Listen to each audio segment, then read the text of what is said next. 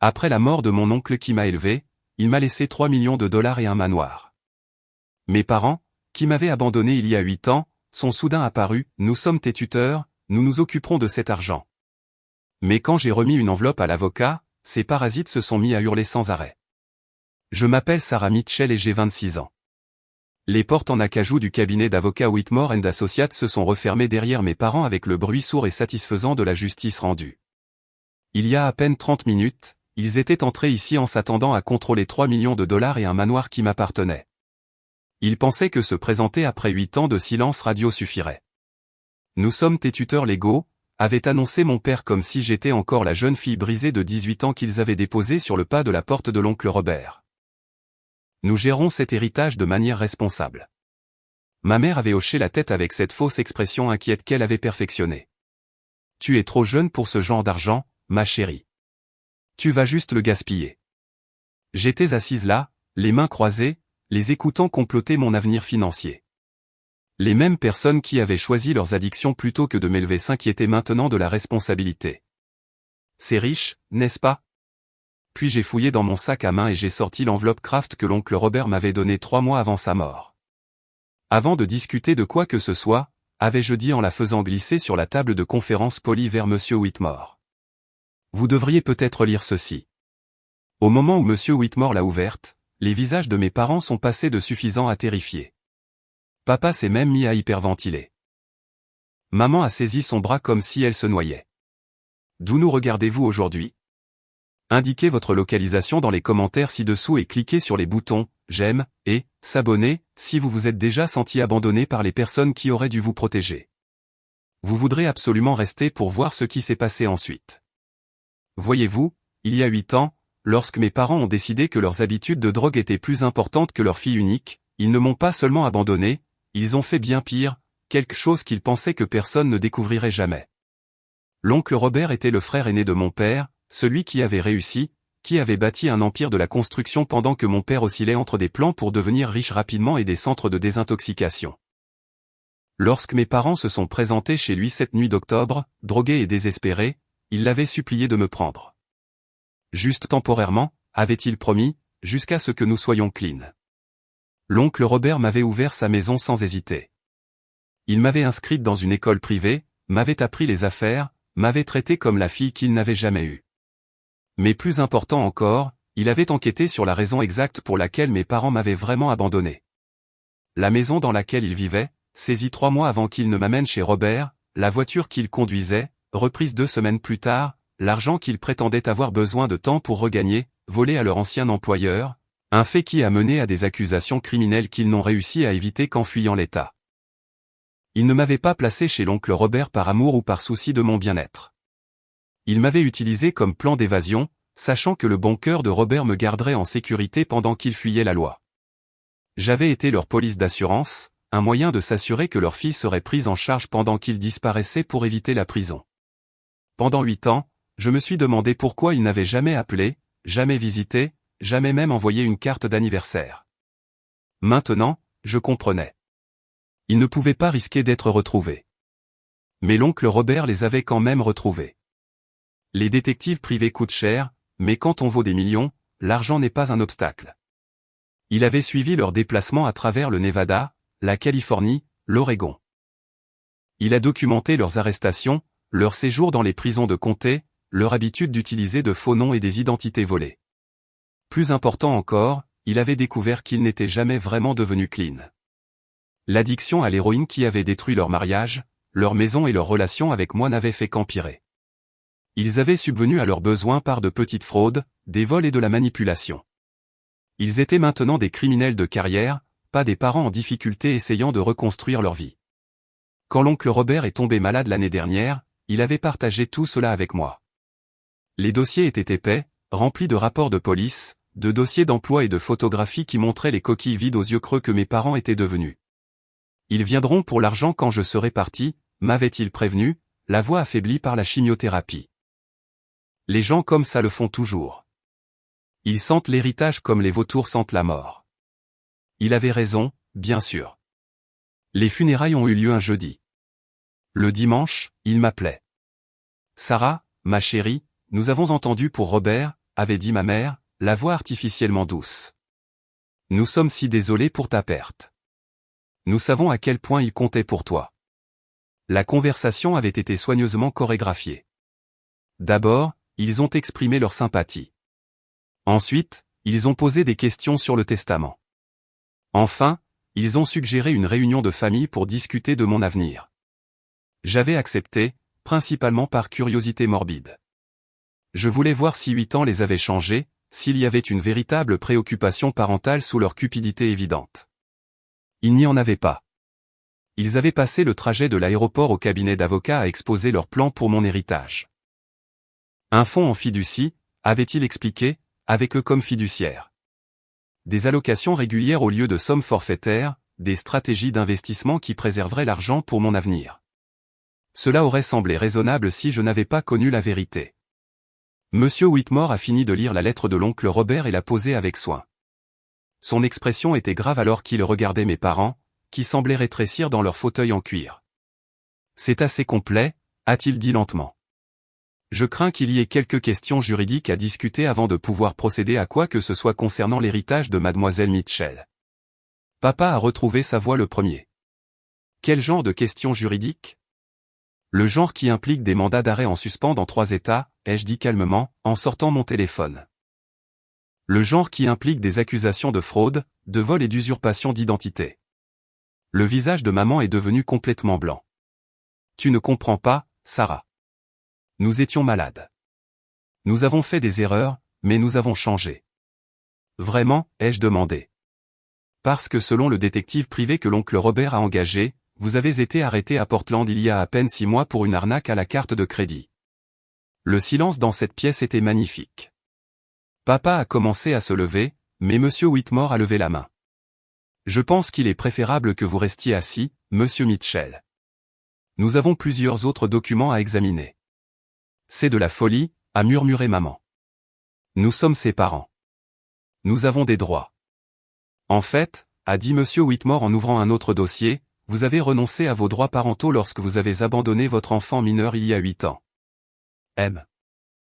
Robert Mitchell a obtenu la tutelle légale, qui est restée en vigueur jusqu'à ce que mademoiselle Mitchell ait 21 ans.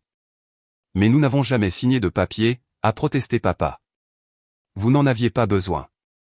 L'abandon pendant plus de 6 mois constitue une renonciation en vertu de la loi de l'État. J'ai regardé les visages de mes parents alors que leur plan s'effondrait. L'argent pour lequel ils avaient traversé le pays ne serait jamais le leur. La fille qu'ils avaient prévu de manipuler n'était plus l'adolescente sans défense qu'ils avaient laissée derrière eux. Mais je n'avais pas encore fini. L'oncle Robert n'avait pas seulement protégé mon héritage. Il m'avait donné les outils pour m'assurer que mes parents ne pourraient plus jamais me faire de mal. La vraie surprise était encore à venir. La deuxième enveloppe était plus petite, mais son contenu allait détruire tout espoir restant de mes parents de me manipuler. L'oncle Robert avait été minutieux d'une manière que je ne faisais que commencer à comprendre. Il y a plus, a demandé papa, la voix légèrement brisée. Monsieur Whitmore a hoché la tête en faisant glisser les nouveaux documents sur la table. Votre frère a été très méticuleux dans ses préparatifs, monsieur Mitchell. J'avais lu ces papiers il y a 3 mois, mais regarder mes parents les découvrir maintenant, c'était comme assister au karma en temps réel. Le premier document était une analyse financière détaillée de leurs activités au cours des 8 dernières années, compilée par une équipe de comptables judiciaires. Ils avaient volé plus que l'argent de l'ancien employeur de papa. Des cartes de crédit ouvertes au nom de parents décédés. Des prestations gouvernementales réclamées frauduleusement. Des victimes âgées escroquées de leurs économies de retraite. La liste était longue et accablante. Mais le deuxième document était la vraie bombe, une plainte officielle déposée auprès de l'unité des crimes financiers du FBI, détaillant leur schéma de fraude inter-État. L'oncle Robert était mort avant de pouvoir la soumettre, mais il avait laissé des instructions claires. Si mes parents tentaient un jour de me contacter au sujet de l'argent ou de l'héritage, monsieur Whitmore devait déposer la plainte immédiatement. Ça ne peut pas être légal, a dit maman, la voix tremblante. Vous ne pouvez pas nous menacer comme ça. Ce n'est pas une menace, ai-je répondu, surprise de mon calme. Ce sont des conséquences. Pour la première fois de votre vie, vous faites face à de vraies conséquences. Papa s'est levé brusquement, renversant sa chaise. On s'en va. Viens, Margaret. On n'est pas obligé d'écouter ça. En fait, si, a dit Monsieur Whitmore doucement. Il a appuyé sur un bouton de son téléphone de bureau. La sécurité est déjà postée à l'extérieur. À ce stade, vous êtes libre de partir, mais la police locale a été informée de votre présence en ville. Je devais admirer la planification de l'oncle Robert. Il avait anticipé toutes les réactions possibles, toutes les voies d'évasion que mes parents pourraient tenter. Même dans la mort, il me protégeait encore.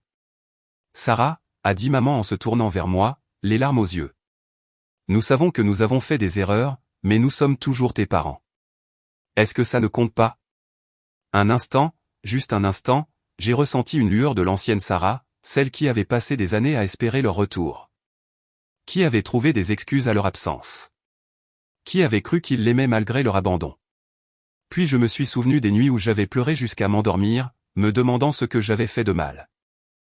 Des événements scolaires où l'oncle Robert était assis seul dans la section des parents parce que mes vrais parents étaient trop drogués ou trop effrayés pour se montrer.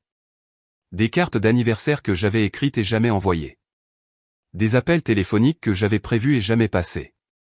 De l'espoir qui s'était lentement éteint alors que les années passaient sans contact. Être un parent, c'est être présent, ai-je dit. C'est choisir son enfant avant tout, y compris son addiction. Vous avez choisi la drogue plutôt que moi quand j'avais 18 ans. Vous avez choisi votre liberté plutôt que moi pendant 8 ans. Maintenant, vous choisissez à nouveau l'argent plutôt que moi. Ce n'est pas juste, a protesté papa. Juste? J'ai ri, mais il n'y avait pas d'humour là-dedans. Vous voulez parler de ce qui est juste? Laissez-moi vous dire à quoi ressemble ce qui est juste. J'ai fouillé dans mon sac à main et j'ai sorti une troisième enveloppe. Une que Monsieur Whitmore n'avait pas vue. L'oncle Robert me l'avait donnée directement avec des instructions de ne l'ouvrir que si ce moment arrivait. À l'intérieur se trouvaient des photographies. Des photos de moi à la remise des diplômes du lycée avec l'oncle Robert rayonnant à mes côtés et 2 sièges vides dans la rangée derrière nous marqués, réservés à la famille. Des photos de moi à l'orientation universitaire, encore avec l'oncle Robert, tandis que d'autres familles prenaient des photos de groupe avec les 2 parents présents. Mais la photo la plus dévastatrice datait d'il y a 2 ans. Une coupure de journal me montrant recevant un prix pour mon travail bénévole à l'hôpital pour enfants local. En arrière-plan, clairement visible, mes parents entraient dans ce qui était de toute évidence un casino. Ils étaient en ville. Ils étaient à moins de 8 kilomètres de moi, et ils n'avaient pas pris la peine de me contacter. Juste, ai-je répété en faisant glisser la photographie sur la table, c'est que vous appreniez ce que l'on ressent quand on est abandonné. Maman a fixé la photo, son visage se crispant. Nous ne savions pas que tu étais. Vous ne vous en souciez pas assez pour le découvrir, les yeux coupés. Mais je suis curieuse. Comment saviez-vous exactement que l'oncle Robert était mort? Je ne vous ai jamais appelé. La nécrologie n'a été publiée que dans les journaux locaux. Le silence s'est étiré inconfortablement. Nous nous tenions au courant, a finalement admis papa. Vous vous teniez au courant de la santé de l'oncle Robert, mais pas de la mienne. Vous surveillez sa situation financière, mais n'avez jamais vérifié si j'étais vivante ou morte. Vous avez fait des recherches sur les registres de propriété et les portefeuilles d'investissement, mais n'avez jamais essayé de savoir si j'avais terminé le lycée. Je me suis levé, lissant ma robe noire. Cela me dit tout ce que j'ai besoin de savoir sur vos priorités. Monsieur Whitmore s'est raclé la gorge. Mademoiselle Mitchell, il y a quelques autres articles que votre oncle voulait que vous ayez aujourd'hui. Il m'a tendu une lettre scellée avec mon nom écrit de la main familière de l'oncle Robert. Je l'avais vu écrire des milliers de notes au fil des ans, mais celle-ci semblait différente. Finale. Il m'a demandé de vous la donner après que vos parents aient vu les autres documents, a expliqué Monsieur Whitmore. Je l'ai ouverte avec précaution, consciente que mes parents observaient chacun de mes mouvements.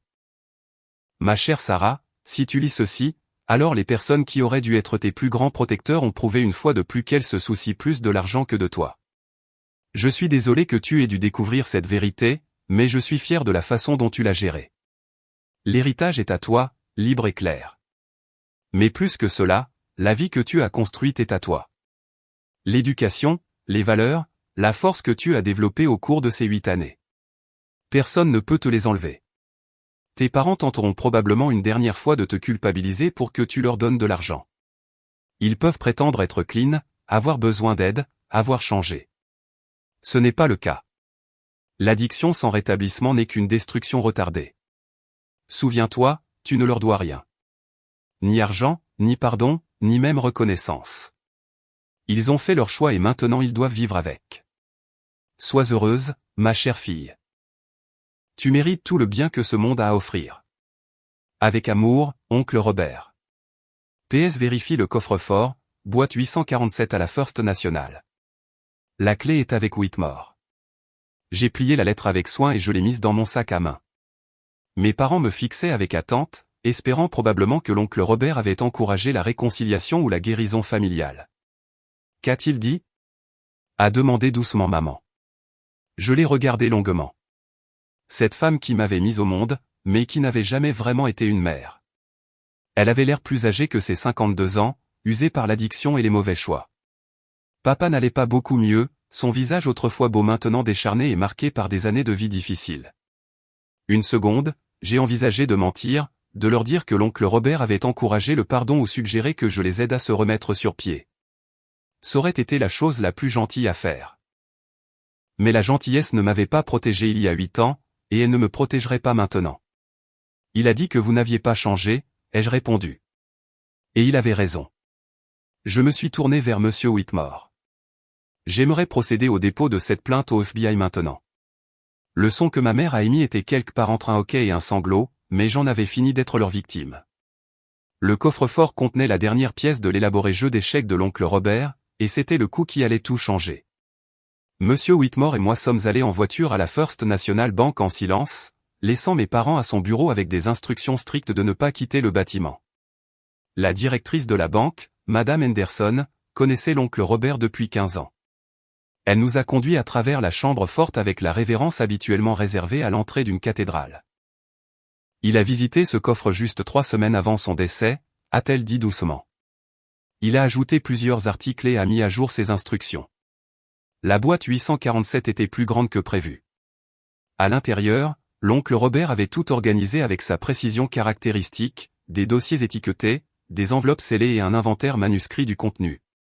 Le premier dossier contenait des papiers d'adoption que je n'avais jamais vus. Des documents officiels montrant que l'oncle Robert avait demandé l'adoption légale lorsque j'ai eu 19 ans. Mes parents avaient été informés, mais ils n'avaient jamais répondu car ils utilisaient de faux noms au Nevada à l'époque. Légalement, l'oncle Robert n'avait pas seulement été mon tuteur. Il avait été mon père pendant les 7 dernières années de sa vie. Le deuxième dossier était étiqueté « police d'assurance », mais il contenait bien plus que cela. Une assurance vie, oui, mais aussi des documents prouvant que mes parents avaient tenté de souscrire des polices sur la vie de l'oncle Robert à 3 reprises au cours des 5 dernières années. Chaque demande avait été signalée par les compagnies d'assurance comme potentiellement frauduleuse. Ils n'avaient pas seulement prévu d'hériter de moi. Ils avaient prévu d'hériter de lui. Mais le troisième dossier était l'option nucléaire. Des relevés bancaires montrant que mes parents avaient vidé mon fonds d'études universitaires quand j'avais 17 ans, volant près de 40 000 $ que l'oncle Robert avait économisé pour mon éducation. Ils avaient utilisé l'argent pour acheter de la drogue et financer un voyage à travers le pays qui s'est terminé par leur arrestation en Californie. L'oncle Robert avait remplacé l'argent sans me le dire, payant toute mon éducation universitaire de sa propre poche tout en documentant discrètement leur vol. Je dois passer quelques appels, ai-je dit à Monsieur Whitmore, en commençant par le détective Morrison de l'unité des crimes financiers. Le trajet de retour à son bureau m'a semblé différent. Je n'étais plus seulement une jeune femme protégeant un héritage. J'étais quelqu'un qui avait découvert toute l'étendue de la trahison de ses parents et qui était enfin en mesure de faire quelque chose. Mes parents étaient toujours dans la salle de conférence quand nous sommes revenus, mais ils avaient vieilli d'une décennie pendant les 2 heures de notre absence. Papa faisait les 100 pas près de la fenêtre tandis que maman était assise, recroquevillée sur sa chaise, pleurant doucement. « Vous avez trouvé quelque chose d'intéressant » a demandé papa avec une fausse bravade quand je suis entré. J'ai posé les dossiers sur la table sans un mot. Les papiers d'adoption en premier, suivis des preuves de fraude à l'assurance. Et enfin, la documentation sur le vol du fonds d'études. « Oh mon Dieu » a murmuré maman en voyant les relevés bancaires. « Sarah, on peut t'expliquer. » Arrêtez. Ma voix était plus sèche que je ne le voulais. Arrêtez, tout simplement. J'avais passé 8 ans à leur trouver des excuses, à me dire qu'ils étaient malades, que l'addiction était une maladie, qu'ils m'avaient abandonné parce qu'ils étaient trop brisés pour être des parents. Une partie de moi avait toujours gardé l'espoir qu'au fond, sous la drogue et le chaos, il m'aimait encore. Mais l'amour ne vole pas le fonds d'études de son enfant. L'amour ne tente pas de frauder l'assurance de la personne qui s'occupe de sa fille. L'amour ne suit pas la mort de quelqu'un à des fins d'héritage tout en ignorant cette même fille pendant près d'une décennie. La police est en route, ai-je dit calmement. Le détective Morrison est très intéressé à vous parler à tous les deux. Le visage de papa est devenu pâle. Tu as appelé les flics sur nous? J'ai appelé les flics sur 2 personnes qui commettent des fraudes depuis des années et qui ont récemment tenté de me voler. Le fait que vous partagiez mon ADN est sans importance. Sarah, s'il te plaît, a supplié maman en tendant la main sur la table vers moi. Nous savons que nous avons fait des erreurs, mais nous sommes toujours une famille. Tu ne peux pas simplement. J'ai retiré ma main avant qu'elle ne puisse la toucher. Nous avons cessé d'être une famille il y a 8 ans. Ce que nous sommes maintenant, ce sont des étrangers avec une génétique partagée et une très longue liste de crimes entre nous. Monsieur Whitmore a vérifié sa montre. Le détective Morrison a dit 20 minutes. Elle apporte un mandat. Un mandat? La voix de papa s'est brisée. Pourquoi? Fraude inter-État, usurpation d'identité, fraude à l'assurance, vol sur mineur et complot, ai-je récité de mémoire. Plus toutes les charges qui découleront de la plainte que j'ai déposée au FBI il y a 1 heure. Le silence qui a suivi était magnifique. Pendant des années, j'avais imaginé ce que ce serait de revoir mes parents, de leur dire à quel point leur abandon m'avait affecté, d'exiger des explications sur leur choix.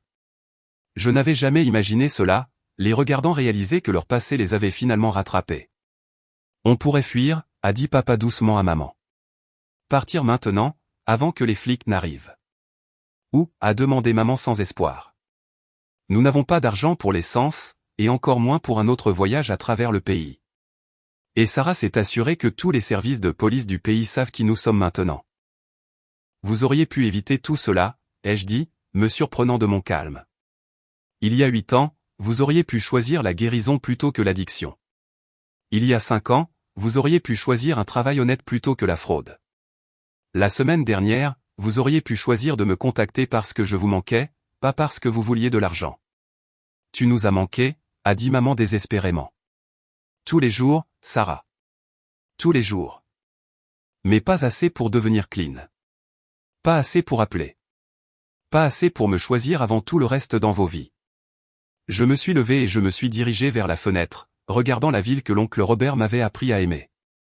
Dans quelques minutes, la police arriverait et arrêterait les personnes qui m'avaient donné la vie mais n'avaient jamais vraiment été à la hauteur du titre de parent.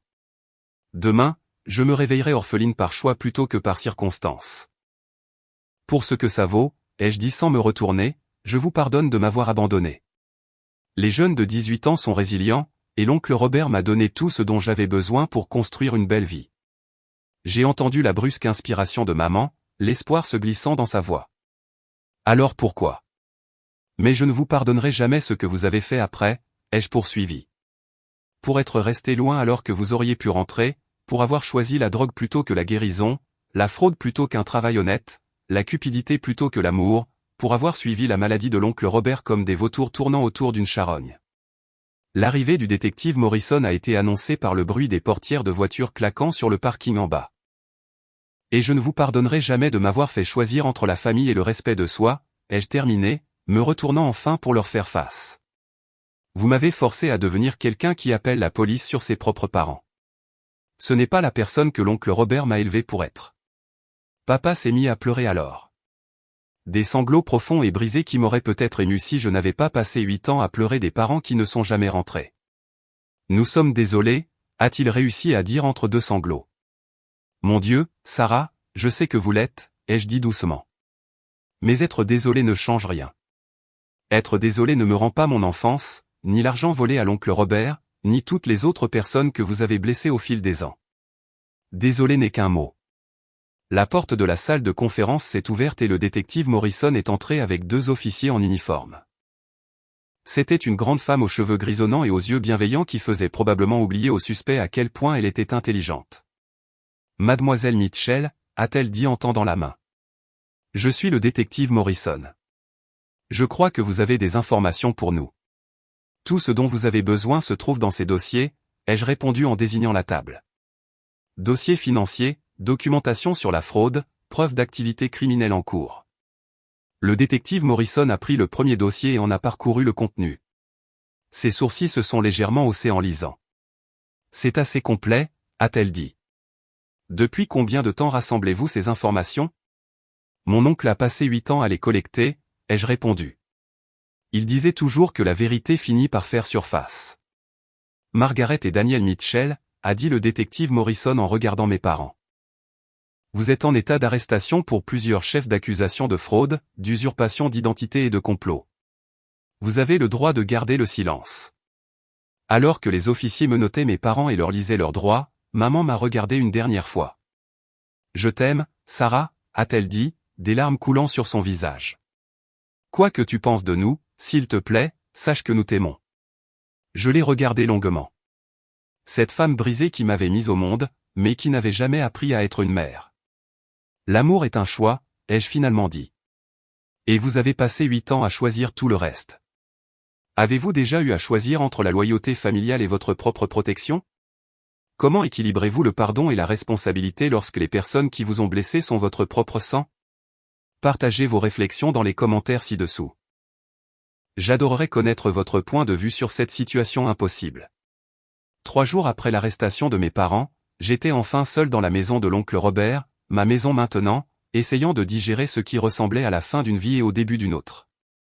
Le silence était profond d'une manière que je n'avais jamais connue. Plus d'attente de parents qui ne rentreraient jamais. Plus de questionnements sur ma valeur. Plus de peur du poids de leur abandon comme une pierre dans ma poitrine. La maison semblait différente aussi. Plus légère, comme si l'esprit de l'oncle Robert avait attendu cette résolution avant de trouver la paix. J'ai parcouru les pièces remplies de souvenirs de l'homme qui m'avait sauvé, touchant des objets qui racontaient l'histoire de nos 8 années ensemble. Son bureau dans le bureau contenait encore le stylo-plume qu'il utilisait pour m'écrire des notes pour les déjeuners scolaires. Le comptoir de la cuisine portait les auréoles de sa tasse de café, qu'il posait au même endroit chaque matin en lisant la section financière. Sa chambre sentait encore faiblement son eau de Cologne, une odeur qui avait toujours signifié la sécurité pour moi. Mais c'est dans son placard que j'ai trouvé la dernière surprise. Derrière ses manteaux d'hiver, poussé tout au fond contre le mur, se trouvait un coffre que je n'avais jamais vu. C'était un vieux coffre de style militaire avec des coins en laiton et une serrure qui s'ouvrait avec une petite clé que j'ai trouvée scotchée à l'intérieur du couvercle. À l'intérieur se trouvaient des albums photos, des dizaines, retraçant ma vie depuis le jour où j'étais arrivé chez lui, une jeune fille de 18 ans effrayée et en colère. Des photos que je ne savais pas qu'il avait prises. Moi faisant mes devoirs à la table de la cuisine, riant de quelque chose à la télévision, travaillant dans le jardin derrière la maison. Mais plus que cela, il y avait des lettres, des centaines, adressées à « ma chère fille Sarah », écrites mais jamais envoyées. Je me suis assise sur le sol de sa chambre et je les ai lues chronologiquement, regardant ma vie à travers ses yeux. Des lettres sur sa fierté quand j'étais sur la liste du doyen. Des lettres sur son inquiétude quand je suis sorti à mon premier rendez-vous. Des lettres sur sa joie quand j'ai décidé de me spécialiser en commerce, suivant ses traces. Et, entrelacé, son amour grandissant pour la fille qui avait été jetée dans sa vie par la tragédie, mais qui était devenue sa plus grande bénédiction. 15 octobre. Sarah est ici depuis 3 mois. Elle sursaute encore quand j'élève la voix, même quand je l'appelle juste d'une autre pièce. Qu'est-ce que ces gens ont fait à cet enfant? Mais elle a ri aujourd'hui au dîner. Vraiment ri. Et un instant, j'ai vu qui elle pourrait devenir. 3 décembre. Réunion parents-professeurs aujourd'hui. Le professeur de chimie de Sarah a dit qu'elle était une joie à avoir en classe. J'ai failli pleurer là, sur cette petite chaise en plastique. Quand est-ce que quelqu'un a appelé cette fille une joie pour la dernière fois? 22 mars. Sarah m'a demandé si elle pouvait m'appeler papa aujourd'hui. J'ai dit oui si vite que je l'ai probablement effrayée, mais le sourire sur son visage. Je donnerai chaque centime que j'ai pour voir ce sourire tous les jours pour le reste de ma vie. 12 juin. Remise des diplômes du lycée. Sarah portait la robe que je lui avais achetée et ressemblait à une princesse. Ses vrais parents ne sont pas venus, mais j'ai rempli ce siège vide dans mon cœur avec de la fierté. Elle est à moi maintenant. Vraiment à moi. Et je suis l'homme le plus chanceux du monde. Je pleurais au moment où j'ai atteint les lettres de mes années universitaires, quand l'oncle Robert avait appris à exprimer son amour par des colis et des appels téléphoniques, ne voulant jamais être envahissant, mais voulant toujours que je sache que j'étais chéri. 15 septembre. Sarah a appelé ce soir pour me parler de son professeur d'économie.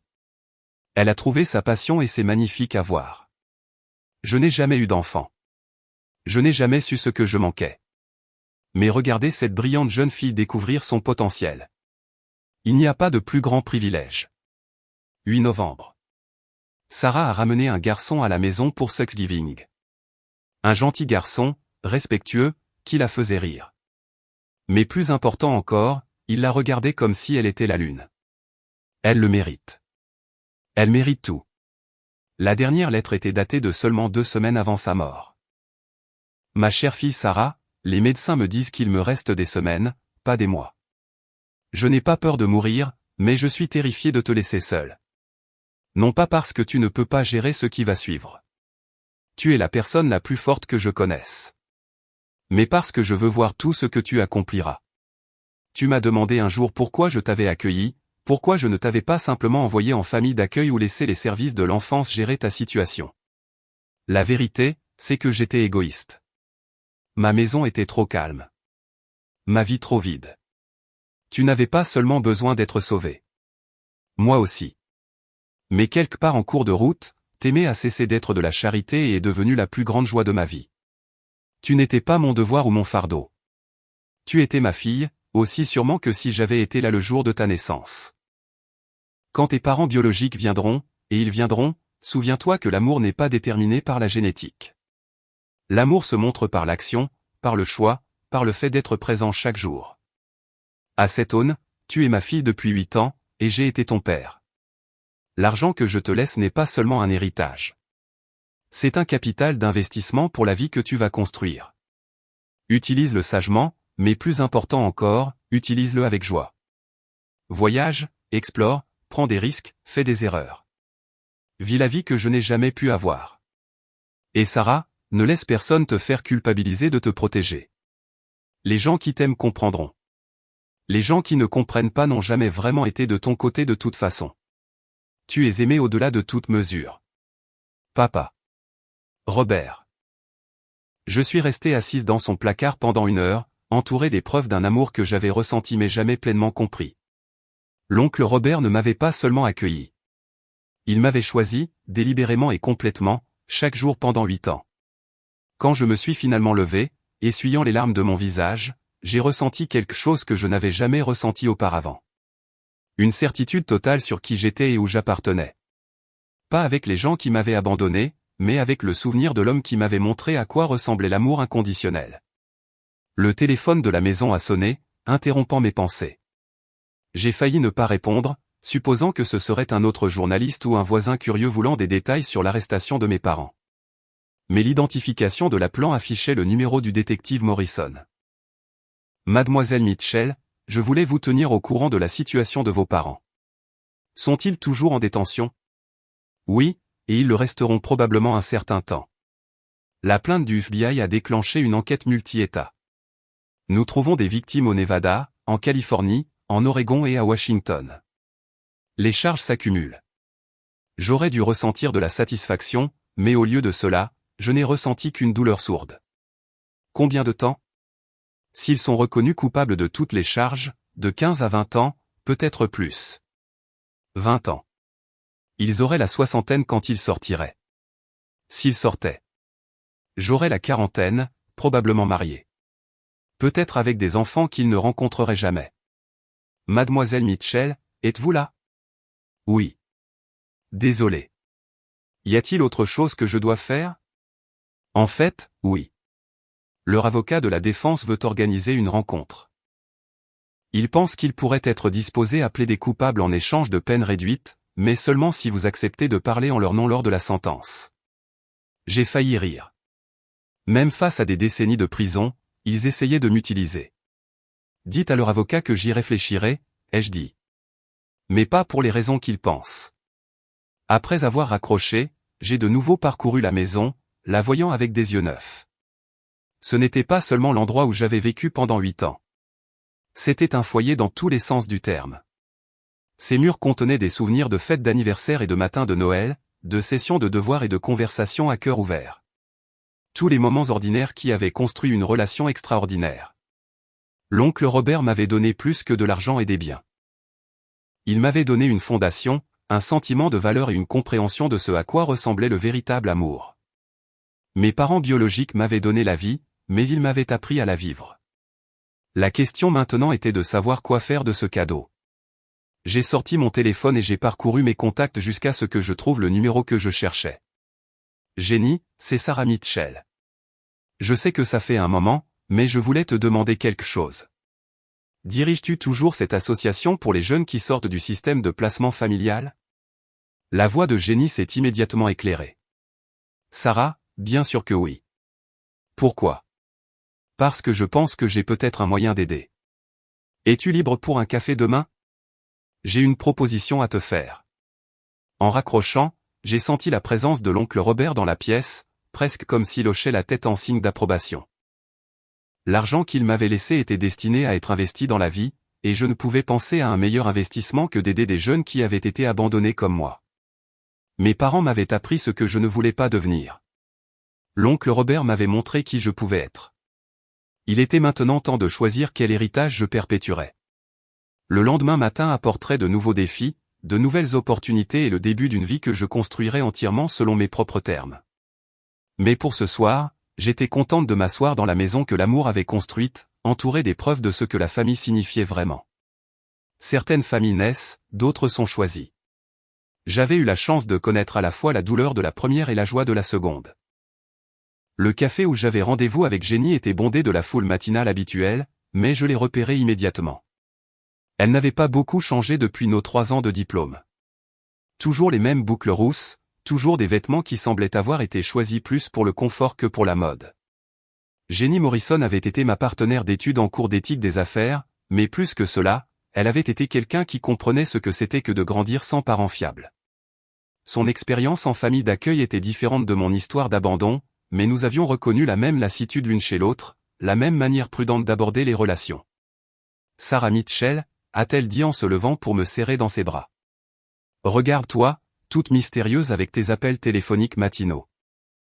Qu'est-ce qui se passe?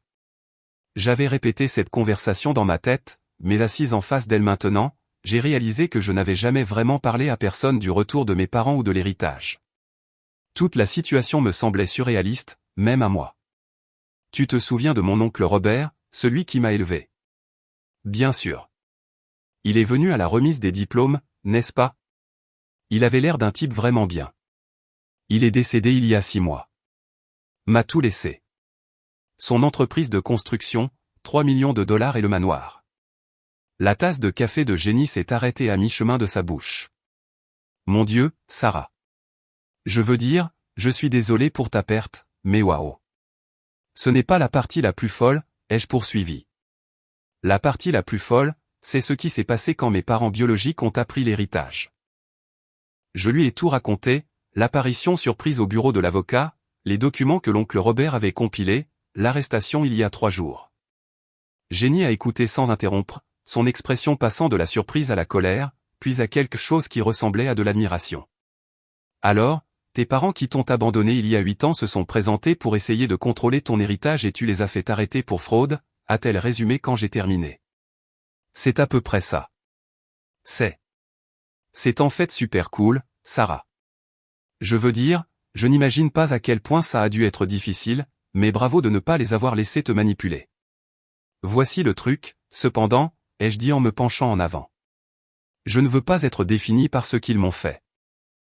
L'oncle Robert m'a laissé cet argent pour construire quelque chose de positif, et je n'arrête pas de penser à tous les jeunes qui sortent du système de placement familial sans nulle part où aller. Les yeux de Jenny se sont illuminés. Tu veux faire un don au centre? Je veux faire plus que ça. Je veux l'agrandir. Créer un programme complet qui ne fournit pas seulement un logement temporaire, mais une formation professionnelle, des bourses d'études, du mentorat, même des petits prêts aux entreprises pour les jeunes qui veulent créer leur propre entreprise. Sarah, ce serait incroyable. Mais as-tu une idée de ce que coûterait quelque chose comme ça? Beaucoup, ai-je admis. C'est pourquoi je veux te parler de devenir directrice générale.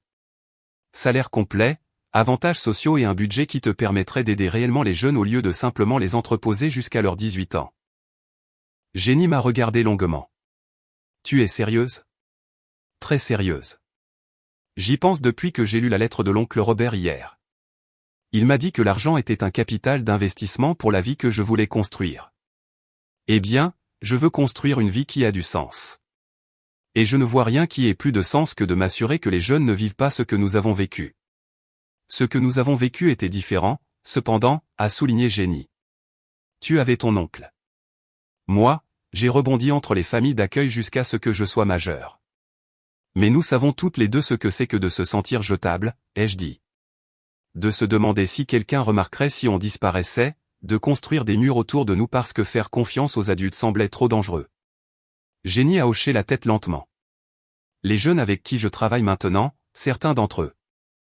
Mon Dieu, Sarah, certaines de leurs histoires te briseraient le cœur. 18 ans et ils vivent dans leur voiture, ou ils squattent des canapés, ou pire. Le système les lâche et s'attend à ce qu'ils apprennent à être des adultes du jour au lendemain. Alors, réparons ça, ai-je dit simplement. Pas pour tous les jeunes partout, mais pour autant que nous puissions atteindre. As-tu pensé à la logistique, à l'emplacement, au personnel, aux exigences de licence? Un peu. J'ai pensé que c'est là que tu interviendrais. Tu comprends le côté réglementaire et tu as déjà des relations avec les services sociaux. Jenny a sorti son téléphone et a commencé à prendre des notes. Nous aurions besoin d'installations résidentielles, mais aussi de formation aux compétences de vie, de programmes d'éducation financière, de partenariats avec les community collèges locaux. Tout ce qu'il faudra, ai-je interrompu. Dans la limite du raisonnable, évidemment, mais l'argent n'est pas le facteur limitant ici. Sarah, c'est beaucoup. Es-tu sûre de vouloir consacrer autant de ton héritage à quelque chose comme ça? J'ai pensé aux lettres de l'oncle Robert, à l'amour et à l'investissement qu'il avait mis en moi, à la différence entre mes parents, qui m'avaient vu soit comme un fardeau, soit comme une source de revenus potentiels, et l'homme qui m'avait vu comme une personne digne d'être sauvée. Mes parents ont passé 8 ans à prouver qu'ils me voyaient comme jetable, ai-je dit. L'oncle Robert a passé 8 ans à prouver le contraire. Si je peux donner à un seul jeune le genre de sécurité et de soutien qu'il m'a donné, alors oui, je veux tout consacrer à ça. Jenny est restée silencieuse un moment, fixant sa tasse de café. Quand elle a levé les yeux, ses yeux brillaient de larmes non versées. Tu sais quelle a été la partie la plus difficile pour moi en sortant du système de placement familial, a-t-elle demandé. Ce n'étaient pas les aspects pratiques, bien que ce fût un enfer. C'était de savoir qu'il n'y avait pas un seul adulte au monde qui était tenu de se soucier de moi. Personne dont le travail était de s'inquiéter de savoir si je mangeais ou si j'avais un endroit sûr pour dormir. Exactement, ai-je dit. Alors, créons ça. Construisons un endroit où les jeunes savent que quelqu'un est toujours dans leur coin, même quand ils font des bêtises, même quand ils font des erreurs. Ce ne sera pas facile, a prévenu Jenny. Les jeunes qui ont le plus besoin de ça sont souvent les plus difficiles à aider.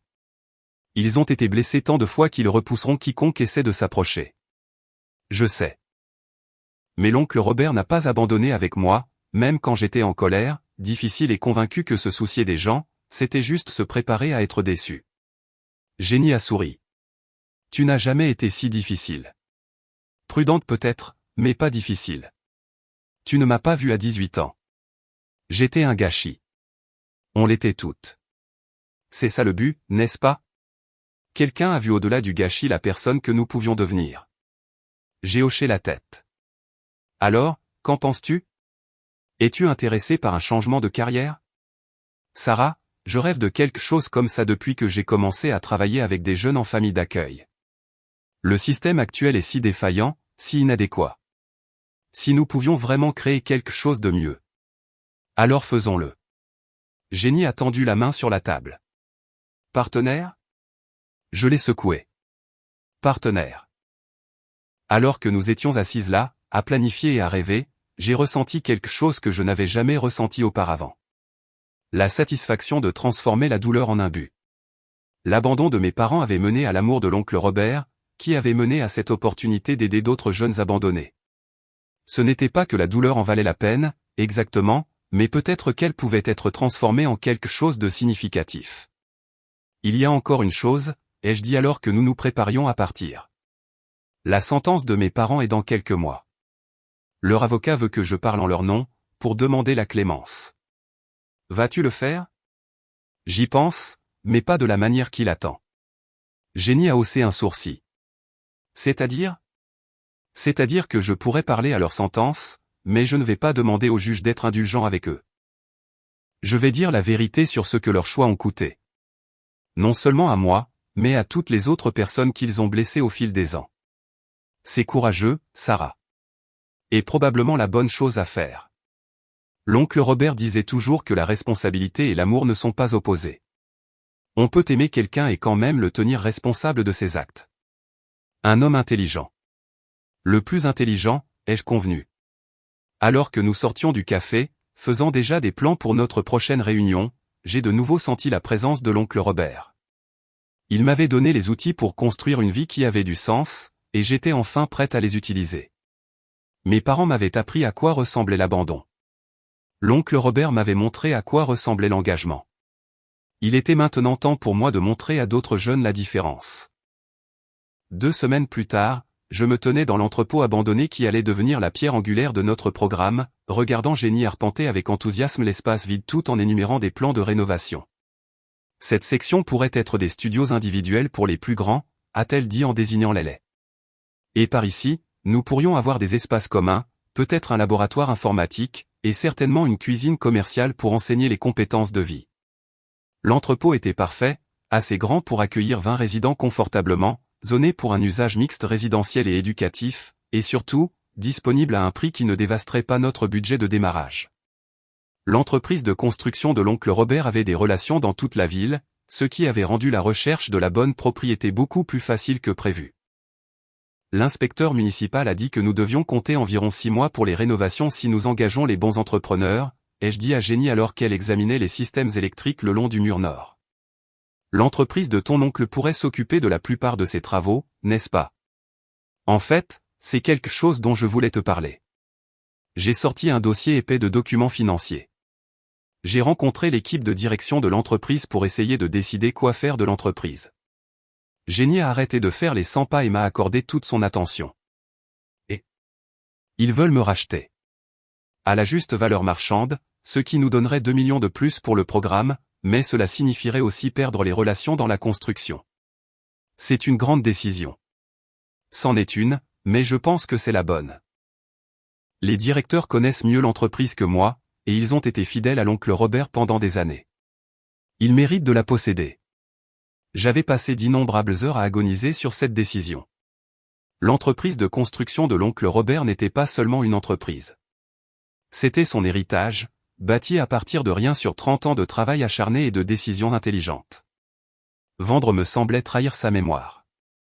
Mais la garder signifiait essayer de gérer quelque chose que je ne comprenais pas dans un secteur où je n'avais aucune expérience, tout en essayant de lancer une organisation à but non lucratif qui nécessiterait toute mon attention.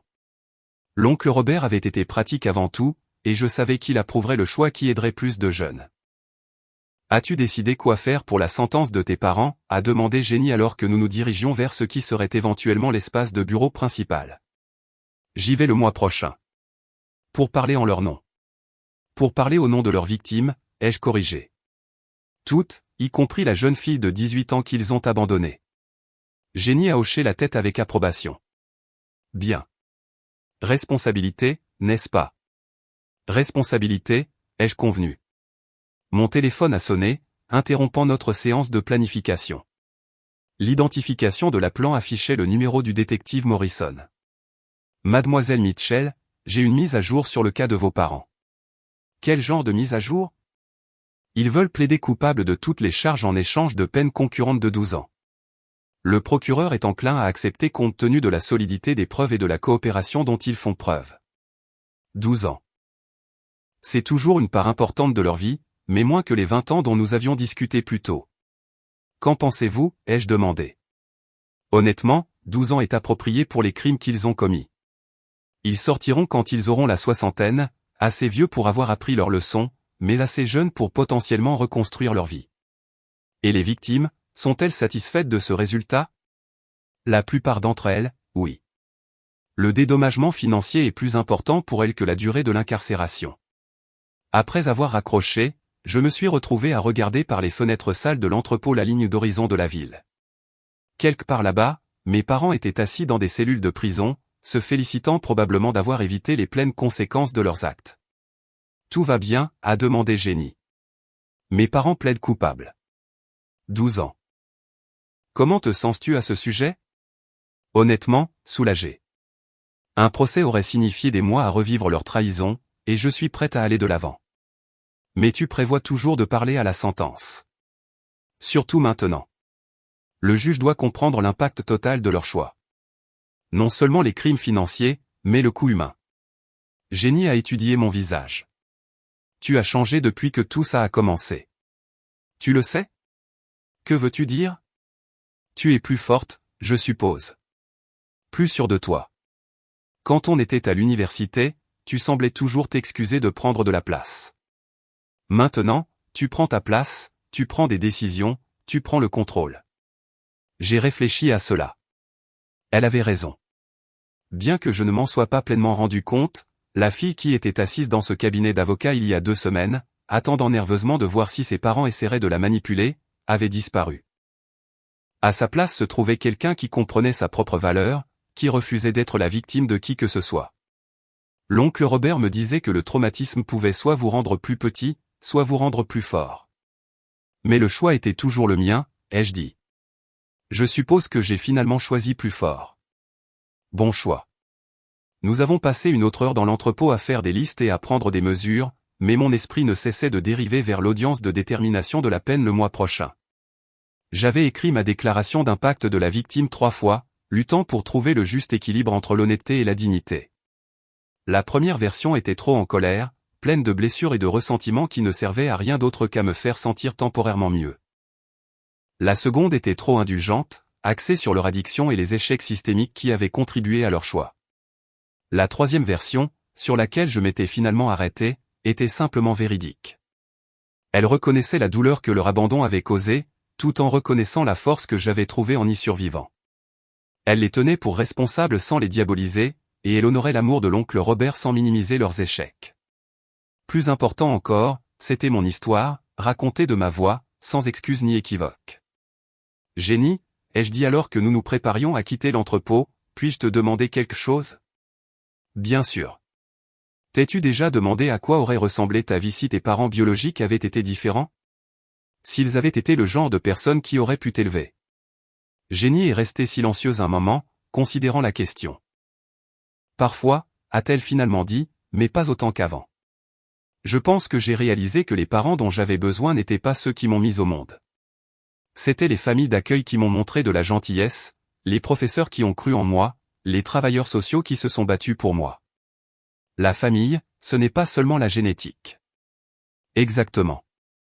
La famille, c'est celui qui se présente et reste. Celui qui choisit de vous aimer même quand c'est gênant ou difficile.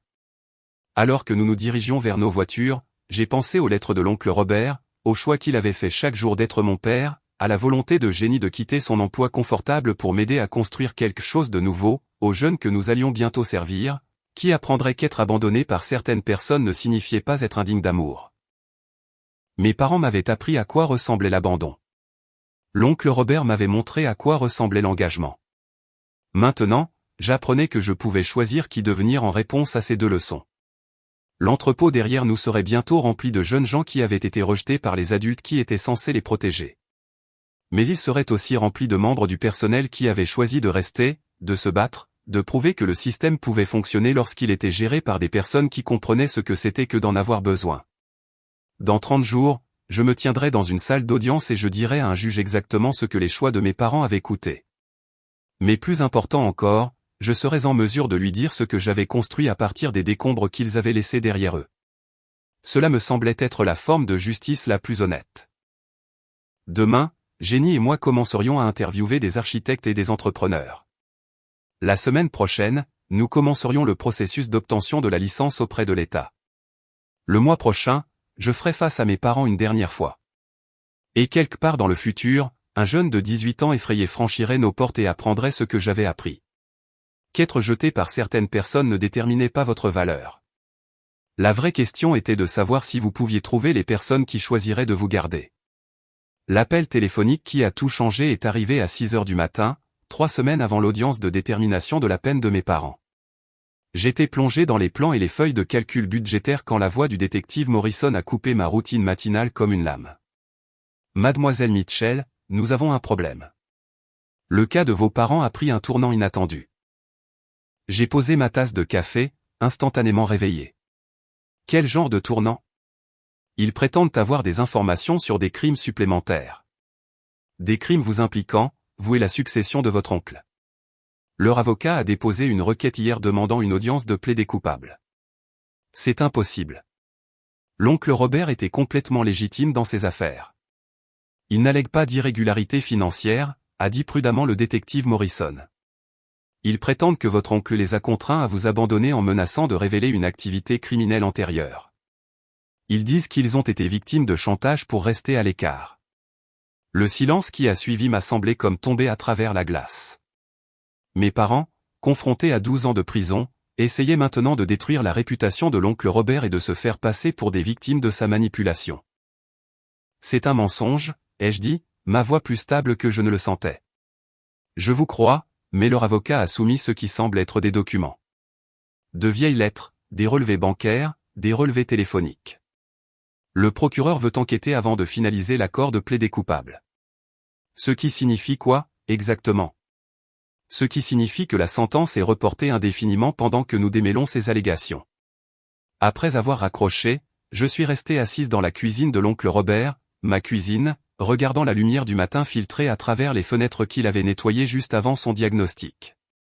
Dans la mort, il ne pouvait pas se défendre contre des accusations qui réécriraient toute notre relation si quelqu'un y croyait. Mais je pouvais le défendre, et je le ferai. Le premier appel que j'ai passé a été à Monsieur Whitmore, l'avocat de l'oncle Robert.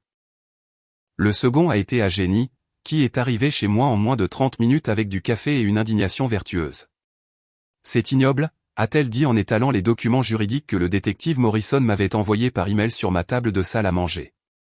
Même pour des gens qui ont volé le fonds d'études de leur propre fille, c'est un nouveau niveau de bassesse. J'ai lu les affirmations de mes parents avec un dégoût croissant. Selon leurs déclarations sous serment, l'oncle Robert avait découvert leurs activités criminelles au Nevada et les avait menacés de les exposer à moins qu'ils ne rompent définitivement le contact avec moi. Ils se sont dépeints comme des parents aimants contraints de faire un choix impossible. Abandonner leur fille ou faire face à des décennies de prison. C'est presque crédible, ai-je admis à contre-cœur. Si vous ne connaissiez pas l'oncle Robert, si vous ne compreniez pas ce qu'il ressentait vraiment pour moi, vous pourriez penser qu'il était capable de cela. Mais nous le connaissons, a dit fermement Jenny. Et plus important encore, vous avez des preuves qui contredisent chaque mot de ceci. Elle avait raison.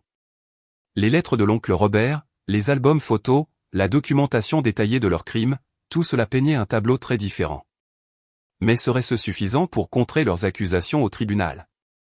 Il y a autre chose, ai-je dit en sortant un dossier que j'avais découvert la veille en parcourant les papiers personnels de l'oncle Robert. J'ai trouvé ça dans son coffre-fort. Le dossier contenait une correspondance entre l'oncle Robert et un détective privé, mais pas celui qui avait suivi les activités criminelles de mes parents. Ce détective avait été engagé pour surveiller les tentatives de mes parents de me contacter au fil des ans. Regarde ça, ai-je dit en désignant un rapport daté d'il y a 3 ans. Ils ont essayé de me retrouver quand j'ai obtenu mon diplôme universitaire. Le détective a documenté 17 tentatives différentes de me localiser par le biais des réseaux sociaux, des annuaires d'anciens élèves, et même des dossiers d'emploi. Jenny a parcouru le document. S'ils étaient victimes de chantage pour rester à l'écart, pourquoi essayaient-ils activement de vous retrouver? Exactement. Et regarde celui-ci de l'année dernière. Je lui ai montré un autre rapport. Ils ont engagé leur propre détective pour faire des recherches sur la santé et la situation financière de l'oncle Robert. Ils préparaient ce coup de l'héritage bien avant sa mort. Cela prouve qu'ils mentent. Cela prouve qu'ils sont désespérés. Assez désespérés pour détruire la réputation d'un homme mort pour se sauver. La vraie question était de savoir si j'étais assez forte pour mener cette bataille. S'attaquer à leurs accusations criminelles initiales avait été simple. J'avais des preuves, le soutien de la police et un terrain moral clair. C'était différent. C'était la guerre. Jenny a dû voir quelque chose dans mon expression car elle a tendu la main sur la table et a saisi la mienne. Sarah, tu n'as pas à faire ça seule. Quelle que soit la bataille juridique à venir, je suis avec toi. L'association peut attendre si nécessaire. Non, ai-je dit, surprise de l'acier dans ma propre voix. L'association ne peut pas attendre. Il y a des jeunes qui ont besoin de ce que nous construisons, et je ne laisserai pas les mensonges de mes parents retarder cela d'un seul jour. Alors, quel est le plan? J'ai pensé aux lettres de l'oncle Robert, à l'amour et à la patience qu'il m'avait montré même lorsque j'avais été difficile et méfiante. Il ne m'avait jamais fait sentir comme un fardeau ou une obligation. Chaque souvenir que j'avais contredisait le récit de mes parents. Nous allons monter une salle de guerre, ai-je dit. Nous allons rassembler toutes les preuves qui montrent ce qu'était vraiment notre relation. Photos, dossiers scolaires, dossiers médicaux, documents financiers, témoignages de voisins, d'enseignants et de quiconque nous a vus ensemble au fil des ans. Ce sera beaucoup de travail. Heureusement, j'ai du temps et de l'argent. J'ai souri pour la première fois depuis l'appel du détective Morrison. Et ce sera thérapeutique. Que pensez-vous qu'il va se passer ensuite? Sarah parviendra-t-elle à exposer les mensonges de ses parents et à protéger la mémoire de son oncle? Partagez vos prédictions dans les commentaires ci-dessous. J'ai le sentiment que vous n'allez pas croire ce qui se passera au tribunal. Au cours de la semaine suivante, ma salle à manger s'est transformée en un centre de commandement. Jenny et moi avons travaillé 12 heures par jour, cataloguant 8 ans de preuves qui racontaient la véritable histoire de ma relation avec l'oncle Robert. Nous avons interrogé des voisins qui l'avaient vu m'apprendre à conduire dans l'allée. Nous avons rassemblé des dossiers scolaires le montrant à chaque réunion parents-professeurs, à chaque pièce de théâtre scolaire, à chaque cérémonie de remise de diplôme. Madame Henderson de la banque a fourni des documents sur l'approche méthodique de l'oncle Robert pour protéger mon héritage, y compris la création de fiducies éducatives et des stratégies d'investissement prudentes qui témoignaient d'une planification à long terme, et non d'une soudaine mauvaise conscience. Mais la preuve la plus puissante est venue d'une source inattendue. Le cardiologue de l'oncle Robert, le docteur Williams, qui l'a traité pour la maladie cardiaque qui a finalement conduit à son diagnostic de cancer. Votre oncle parlait constamment de vous lors de ses rendez-vous, m'a dit le docteur Williams au téléphone. Pendant 3 ans, chaque visite comprenait des nouvelles de vos progrès universitaires, de vos projets de carrière, de votre vie personnelle. Il était incroyablement fier de vous. Seriez-vous prêt à fournir une déclaration à cet effet? Absolument. Mais il y a autre chose que vous devriez savoir. Environ 6 mois avant sa mort, votre oncle m'a demandé de l'aider à comprendre son pronostic en termes de votre avenir. Il voulait s'assurer qu'il vivrait assez longtemps pour vous voir établi dans votre carrière. Que voulez-vous dire? Il prévoyait de vous parler de sa maladie après l'obtention de votre diplôme et la recherche de votre premier emploi. Il ne voulait pas que ces problèmes de santé interfèrent avec votre éducation ou le début de votre carrière. Ce n'est pas le comportement de quelqu'un qui se sentait coupable d'avoir séparé une famille aimante. C'est le comportement d'un père dévoué qui donne la priorité aux besoins de sa fille. Au moment où nous avons fini de compiler les preuves, nous avions une chronologie qui contredisait complètement la version des événements de mes parents. L'amour de l'oncle Robert pour moi était documenté dans les rendez-vous médicaux, la planification financière, l'implication scolaire et des centaines de petits gestes qui témoignaient d'un soin sincère plutôt que d'une obligation coupable. Mais je savais que l'avocat de mes parents soutiendrait que tout cela pouvait s'expliquer comme une couverture élaborée pour le prétendu plan de chantage de l'oncle Robert. J'avais besoin de quelque chose de plus définitif, quelque chose qui exposerait leurs mensonges sans le moindre doute. C'est alors que je me suis souvenu de la possession la plus privée de l'oncle Robert, ses journaux quotidiens, qu'il tenait depuis plus de 20 ans. Ils étaient enfermés dans le coffre-fort de sa chambre, et je ne m'étais jamais senti à l'aise de les lire. Mais maintenant, sa réputation et mon avenir dépendaient de la compréhension de ses pensées les plus intimes. Les journaux étaient reliés en cuir, remplis de l'écriture soignée de l'oncle Robert, documentant tout, des décisions commerciales au modèle météorologique en passant par ses pensées sur mon éducation. J'ai commencé par les entrées de la semaine où mes parents m'avaient amené chez lui il y a 8 ans. 12 octobre. Margaret a appelé ce soir en pleurant. Elle dit qu'elle et Daniel ont des problèmes. Ils ont besoin de quelqu'un pour garder Sarah pendant quelques semaines pendant qu'ils règlent les choses. J'ai dit oui, bien sûr, mais je soupçonne que quelques semaines est optimiste. Cette fille en a assez vu. 15 octobre. Sarah est ici depuis 3 jours. Elle parle à peine, mange à peine. Je l'ai trouvée en train de pleurer dans la chambre d'amis la nuit dernière, mais elle n'a pas voulu me dire pourquoi. Je ne pense pas qu'elle fasse plus confiance aux adultes. Je ne peux pas lui en vouloir. 20 octobre. Pas de nouvelles de Margaret ou de Daniel. Sarah a demandé quand il reviendrait. Je lui ai dit bientôt, mais je commence à penser que jamais ne pourrait être plus précis. Une partie de moi espère que j'ai raison. Cet enfant a besoin de stabilité. 3 novembre. J'ai parlé avec un avocat de la famille aujourd'hui au sujet de la situation de Sarah. Si ses parents ne maintiennent pas le contact, je peux demander la tutelle. Je veux être préparé si cela devient nécessaire. Elle mérite mieux que cette incertitude. Les entrées se poursuivaient chronologiquement, documentant l'amour grandissant de l'oncle Robert pour moi et sa colère croissante face à l'abandon de mes parents. Mais nulle part dans des milliers de pages il n'y avait de mention de chantage, de coercition ou de menace. Au lieu de cela, il y avait le portrait d'un homme qui était tombé amoureux de l'idée d'être un père et ne pouvait pas comprendre comment quiconque pouvait abandonner son enfant. 25 décembre. Le premier Noël de Sarah ici. Elle semblait heureuse. Vraiment heureuse pour la première fois depuis son arrivée. Je lui ai probablement acheté trop de cadeaux, mais voir son sourire en valait la peine. J'espère que ses parents ne reviendront jamais. Est-ce terrible? Je m'en fiche si ça l'est. 15 juin. Jour de la remise des diplômes. Sarah était si belle dans sa toque et sa robe. J'ai pleuré comme un idiot. Mais je me fiche de qui a vu. Cette fille brillante, forte et merveilleuse est à moi maintenant, aussi sûrement que si je l'avais élevée depuis sa naissance. La perte de ses parents est mon plus grand gain. Les dernières entrées du journal, écrites quelques jours seulement avant sa mort, étaient dévastatrices dans leur honnêteté et leur amour. Les avocats n'arrêtent pas de poser des questions sur les parents biologiques de Sarah, s'ils pourraient contester le testament. J'espère qu'ils essaieront. J'espère qu'ils reviendront en rampant pour que Sarah puisse voir exactement qui ils sont vraiment. Elle est assez forte maintenant pour gérer la vérité. Et je lui ai donné tous les outils dont elle a besoin pour se protéger. Si quelque chose m'arrive avant que Sarah ne soit prête, j'espère qu'elle trouvera ses journaux. J'espère qu'elle comprendra à quel point elle a apporté de la joie à ma vie. Je n'ai jamais été son lot de consolation. Elle n'a jamais été le mien non plus. Nous étions une famille choisie, la meilleure qui soit. En lisant ces mots, j'ai enfin compris ce que je devais faire. La salle d'audience était bondée le matin de l'audience d'urgence de mes parents, mais je me sentais plus calme que je ne l'avais été depuis des semaines. Monsieur Whitmore était assis à côté de moi, un épais dossier de preuves à son coude, tandis que le détective Morrison occupait la rangée derrière nous avec ce qui semblait être la moitié de l'unité des crimes financiers. Mes parents sont entrés me noter, ayant l'air plus âgés et plus usés qu'il y a à peine un mois.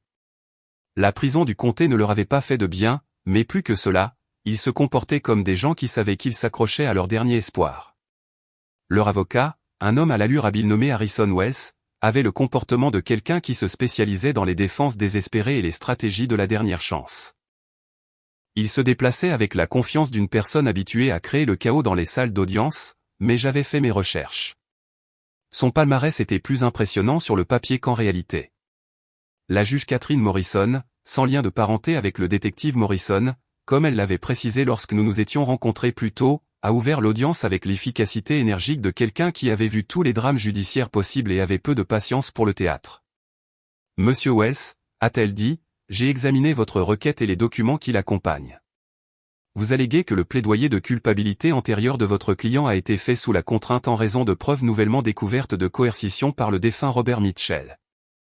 Est-ce exact? Oui, votre honneur. Mes clients étaient des parents aimants qui ont été contraints de faire un choix impossible. Abandonner leur fille ou faire face à des décennies de prison pour des crimes que Robert Mitchell menaçait de révéler. Et vous avez des preuves de cette prétendue coercition?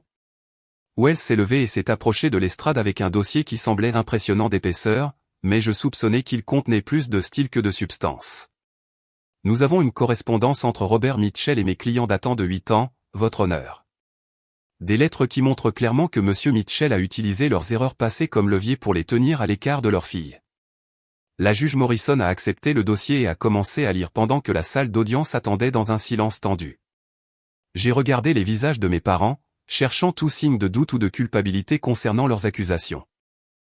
Au lieu de cela, je n'ai vu que du désespoir et la sombre détermination de personnes qui n'avaient plus rien à perdre. Après plusieurs minutes, la juge a levé les yeux. Monsieur Wells, ces lettres semblent être des copies. Avez-vous les originaux? Malheureusement non, votre honneur. Mes clients menaient une vie de nomade pendant cette période et n'ont pas pu conserver les documents originaux. Je vois. Et les relevés bancaires que vous avez soumis comme preuve corroborante. Ils montrent des transactions financières suspectes que mes clients pensent être la façon de Robert Mitchell de surveiller leurs activités. La juge Morrison a rendu le dossier à Wells avec une expression qui suggérait qu'elle n'était pas impressionnée. Monsieur Whitmore, je suppose que vous avez une réponse à ces allégations. Monsieur Whitmore s'est levé, et j'ai ressenti une vague de confiance. Il pratiquait le droit depuis plus longtemps que je n'étais en vie, et sa réputation reposait sur une préparation minutieuse et une honnêteté absolue. Oui, votre honneur. En fait, nous avons des preuves substantielles qui non seulement contredisent les affirmations de Monsieur Wells, mais prouvent que ses clients font délibérément de fausses accusations pour tenter d'éviter les conséquences de leur comportement criminel. Poursuivez. Premièrement, les lettres que Monsieur Wells a soumises sont des faux. Le papier, l'encre et les méthodes d'impression sont tous incompatibles avec des documents datant de 8 ans. Nous avons un expert en documents judiciaires prêt à témoigner à ce sujet. Wells a immédiatement objecté. Votre honneur, nous n'avons pas eu le temps d'examiner correctement. Vous aurez votre chance de contre-interroger tous les témoins experts, l'a interrompu la juge Morrison. Continuez, Monsieur Whitmore. Deuxièmement, nous avons les journaux personnels de Monsieur Mitchell, tenus quotidiennement pendant 20 ans, qui documentent sa relation avec Mademoiselle Sarah Mitchell en temps réel. Ces journaux montrent un homme qui est tombé amoureux de l'idée d'être un père et qui était reconnaissant de l'occasion d'élever une enfant dont les parents biologiques l'avaient abandonné. Monsieur Whitmore m'a fait un signe et je me suis levé pour m'adresser à la cour. Votre honneur, j'aimerais lire un bref extrait du journal de mon oncle, écrit un mois après mon arrivée chez lui. La juge Morrison a hoché la tête en signe de permission. J'ai ouvert le journal à la page que j'avais marquée, ma voix stable malgré l'émotion des mots. Sarah m'a demandé aujourd'hui si je pensais que ses parents reviendraient pour Noël. Je lui ai dit que je ne savais pas, mais en privé, j'espère qu'ils ne le feront pas. Elle recommence à sourire, à faire confiance. S'il revenait maintenant, il ne ferait que la blesser à nouveau en partant. Certaines personnes ne sont pas faites pour être des parents. Certaines personnes sont faites pour intervenir lorsque les vrais parents échouent. La salle d'audience était complètement silencieuse alors que je fermais le journal. Cela ne ressemble pas aux pensées d'un homme qui faisait chanter qui que ce soit, ai-je poursuivi. Cela ressemble aux pensées de quelqu'un qui m'aimait assez pour espérer que mes parents biologiques resteraient loin de moi pour de bon. Objection, a crié Wells. Oui dire. La défenderesse peut témoigner de ses propres expériences, a répondu la juge Morrison. Rejeté. Monsieur Whitmore a repris sa présentation, détruisant méthodiquement chaque aspect de l'histoire de mes parents. Les relevés bancaires montraient que l'oncle Robert n'avait jamais surveillé leurs activités financières. Il avait engagé des enquêteurs pour suivre leurs activités criminelles, ce qui était complètement différent. Les relevés téléphoniques prouvaient qu'il n'avait jamais reçu d'appel menaçant de sa part. Le plus accablant, c'est que les rapports de leurs propres enquêteurs montraient qu'ils avaient activement essayé de me localiser, ainsi que l'oncle Robert, pendant des années. Un comportement totalement incompatible avec des personnes contraintes de rester à l'écart. Votre honneur, a conclu Monsieur Whitmore, les accusés sont des criminels de carrière confrontés à d'importantes peines de prison qui ont décidé de lancer une attaque désespérée contre un homme qui ne peut plus se défendre. Ils espèrent créer suffisamment de doutes pour négocier un meilleur accord de plaidoyer, mais leurs mensonges sont facilement démasqués par les preuves documentaires. La juge Morrison a regardé mes parents un long moment. M. Mitchell, Madame Mitchell, avez-vous quelque chose à dire avant que je ne me prononce sur cette requête? Mon père s'est levé en tremblant. Votre honneur, nous savons que nous avons fait des erreurs, mais nous aimions notre fille. Nous étions jeunes. Nous étions toxicomanes. Nous avons fait de mauvais choix, mais nous n'avons jamais cessé de l'aimer. Monsieur Mitchell, je ne remets pas en question votre amour pour votre fille. Je remets en question la véracité de vos propos concernant la prétendue coercition de Robert Mitchell. Nous disons la vérité, a dit ma mère en se tenant à côté de mon père. Il nous a menacés. Il a dit qu'il s'assurerait que nous allions en prison pour des décennies si nous contactions un jour Sarah. Alors pourquoi, a demandé la juge Morrison, les rapports des enquêteurs montrent-ils que vous essayez activement de localiser votre fille aussi récemment que l'année dernière? Le silence qui a suivi était dévastateur. Mes parents se sont regardés, puis leur avocat, puis le sol. Nous voulions voir comment elle allait, a finalement dit faiblement mon père. Mais vous venez de témoigner que Robert Mitchell vous a menacé de révélation si vous preniez contact. Lequel est-ce, Monsieur Mitchell? Aviez-vous trop peur de contacter votre fille? Ou essayez-vous activement de la retrouver? Wells s'est levé d'un bond. Votre honneur, mes clients étaient en conflit au sujet de leur situation. Vos clients mentent, monsieur Wells, a dit sèchement la juge Morrison. Les preuves présentées ici aujourd'hui montrent un schéma clair de tromperie conçu pour éviter la responsabilité de leurs actes criminels. Elle s'est tournée pour s'adresser directement à mes parents. M et madame Mitchell, faire de fausses accusations contre une personne décédée pour tenter de manipuler le système juridique est un outrage à la Cour. J'impose 6 mois supplémentaires à toute peine que vous recevrez finalement. Wells a semblé vouloir objecter, mais s'est ravisé. De plus, a poursuivi la juge, votre accord de plaidoyer initial est par la présente rétabli. 12 ans de peine concurrente avec les 6 mois supplémentaires pour outrage. Comprenez-vous? Mes parents ont hoché la tête misérablement. Mademoiselle Mitchell, a dit la juge Morrison en se tournant vers moi, je tiens à vous féliciter pour votre dignité tout au long de ce processus. Il faut un courage considérable pour tenir tête aux membres de sa famille, même lorsqu'ils ont tort. Alors que l'huissier emmenait mes parents, j'ai ressenti quelque chose d'inattendu. De la pitié. Pas assez pour leur pardonner, pas assez pour demander la clémence, mais assez pour reconnaître qu'ils étaient des personnes qui avaient fait des choix catastrophiquement mauvais et qui faisaient maintenant face au poids total de ces décisions. Dehors, au palais de justice, le détective Morrison m'a félicité pour le résultat, mais je me sentais étrangement vide. Cela aurait dû être une victoire, mais au lieu de cela, cela ressemblait à la fermeture d'un livre que je n'avais jamais voulu lire en premier lieu. Ça va, a demandé Jenny alors que nous nous dirigions vers nos voitures. Je crois. C'est juste. Final, tu sais. Avant aujourd'hui, il y avait toujours une petite partie de moi qui se demandait s'ils pourraient changer, s'ils pourraient devenir des personnes différentes. Maintenant, je sais qu'ils ne le feront pas, est-ce nécessairement une mauvaise chose? J'ai réfléchi à cela. Non, je ne pense pas. Cela signifie que je peux arrêter d'attendre qu'ils deviennent les parents dont j'avais besoin et me concentrer sur le fait d'être la personne que l'oncle Robert m'a élevé pour être. Et qui est cette personne? Quelqu'un qui construit des choses au lieu de les démolir. Quelqu'un qui protège les enfants au lieu de les abandonner. Quelqu'un qui dit la vérité même quand les mensonges seraient plus faciles. Alors que nous retournions vers l'entrepôt qui abriterait bientôt notre organisation à but non lucratif, j'ai senti la présence de l'oncle Robert dans la voiture avec moi. Non pas dans un sens surnaturel, mais dans les valeurs qu'il m'avait inculquées, la force qu'il m'avait aidé à développer, l'amour qu'il m'avait montré chaque jour pendant 8 ans. Mes parents avaient enfin obtenu ce qu'ils avaient toujours voulu. Ils étaient libérés de la responsabilité de se soucier de moi. L'ironie, c'est que leur liberté se présentait sous la forme d'une cellule de prison, tandis que la mienne venait du fait de laisser tomber l'espoir qu'ils seraient un jour différents. Certaines victoires ne ressemblent pas à des célébrations, mais ce sont des victoires néanmoins.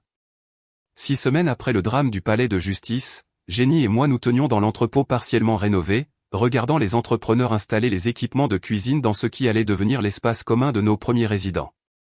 La transformation était remarquable. Ce qui avait été du béton vidé des poutres apparentes devenait quelque chose qui ressemblait réellement à une maison.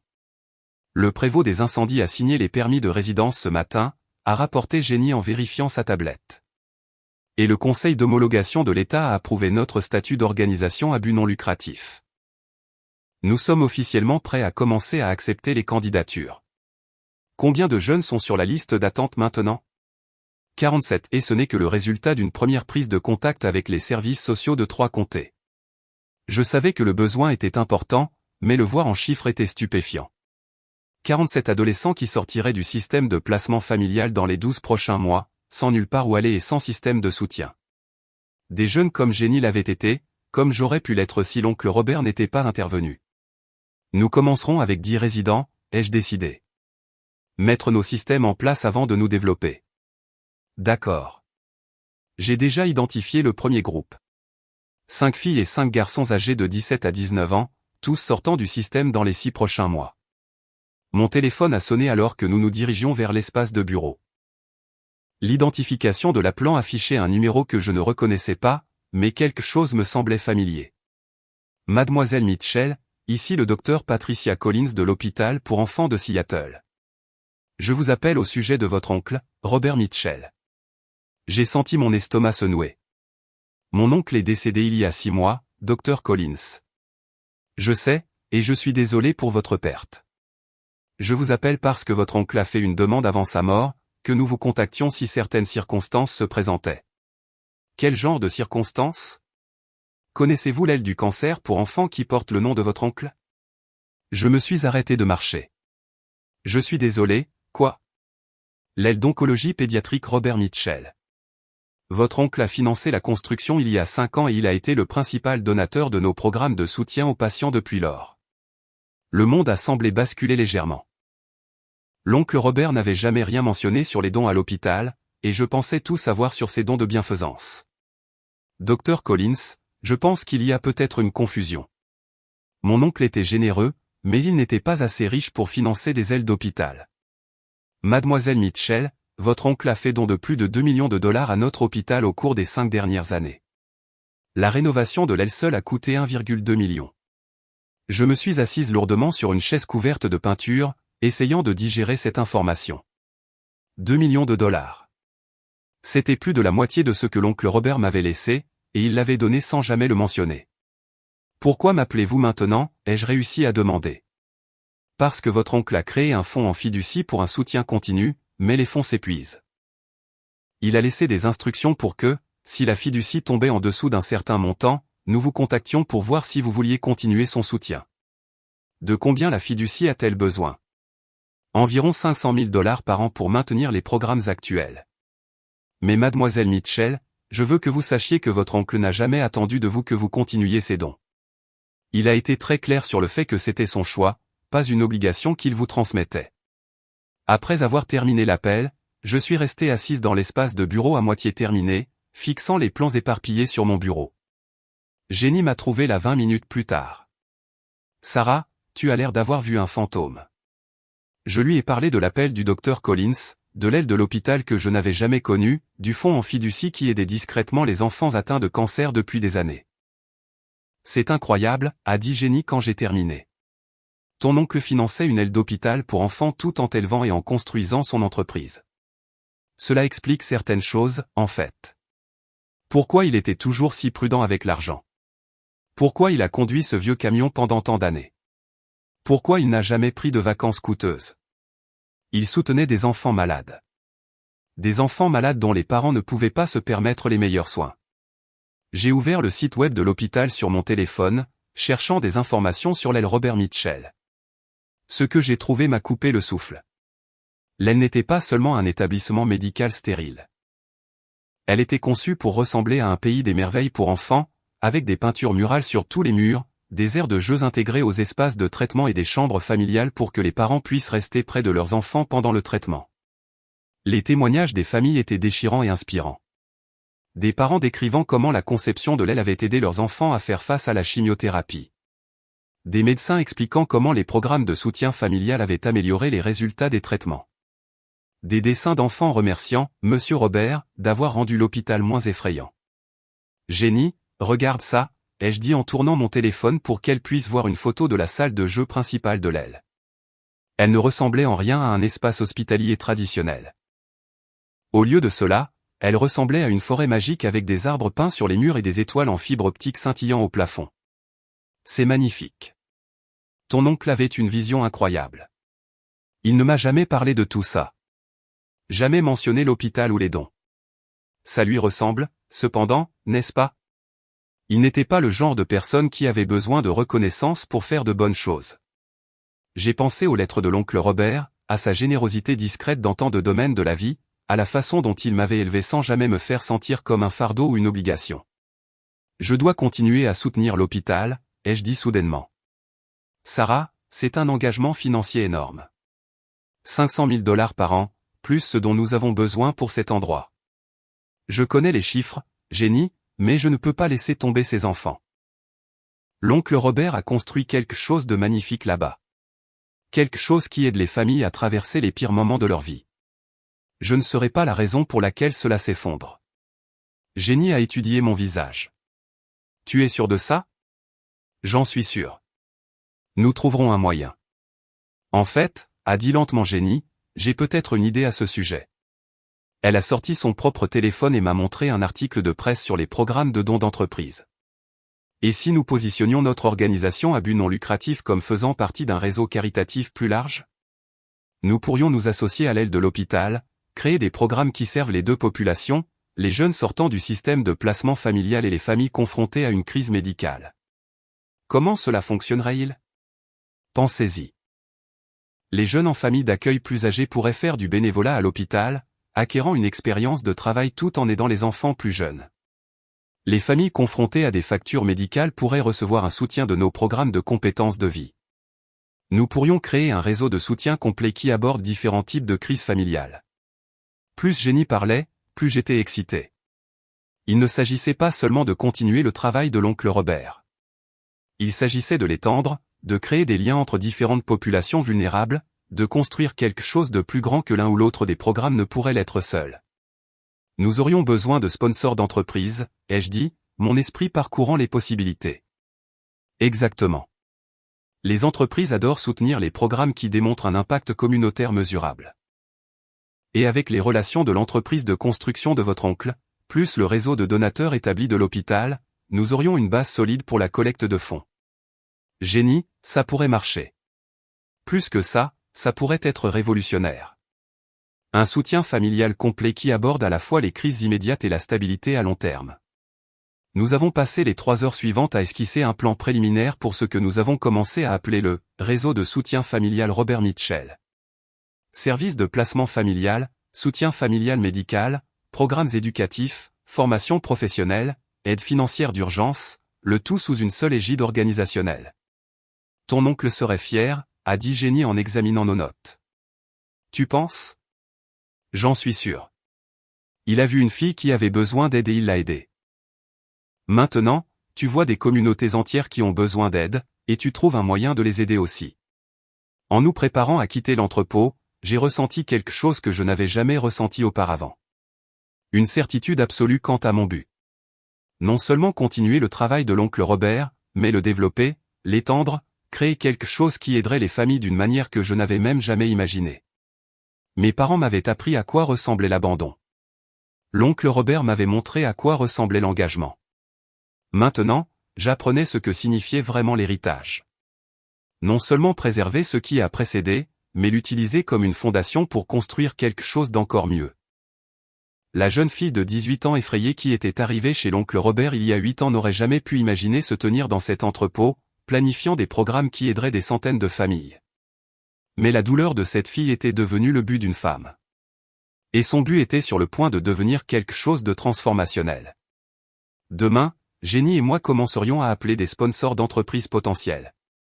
La semaine prochaine, nous présenterions notre proposition au conseil d'administration de l'hôpital. Le mois prochain, nous accueillerions nos premiers résidents dans un programme qui offrait non seulement un logement, mais une connexion à une communauté de soutien plus large. Et quelque part, l'oncle Robert souriait.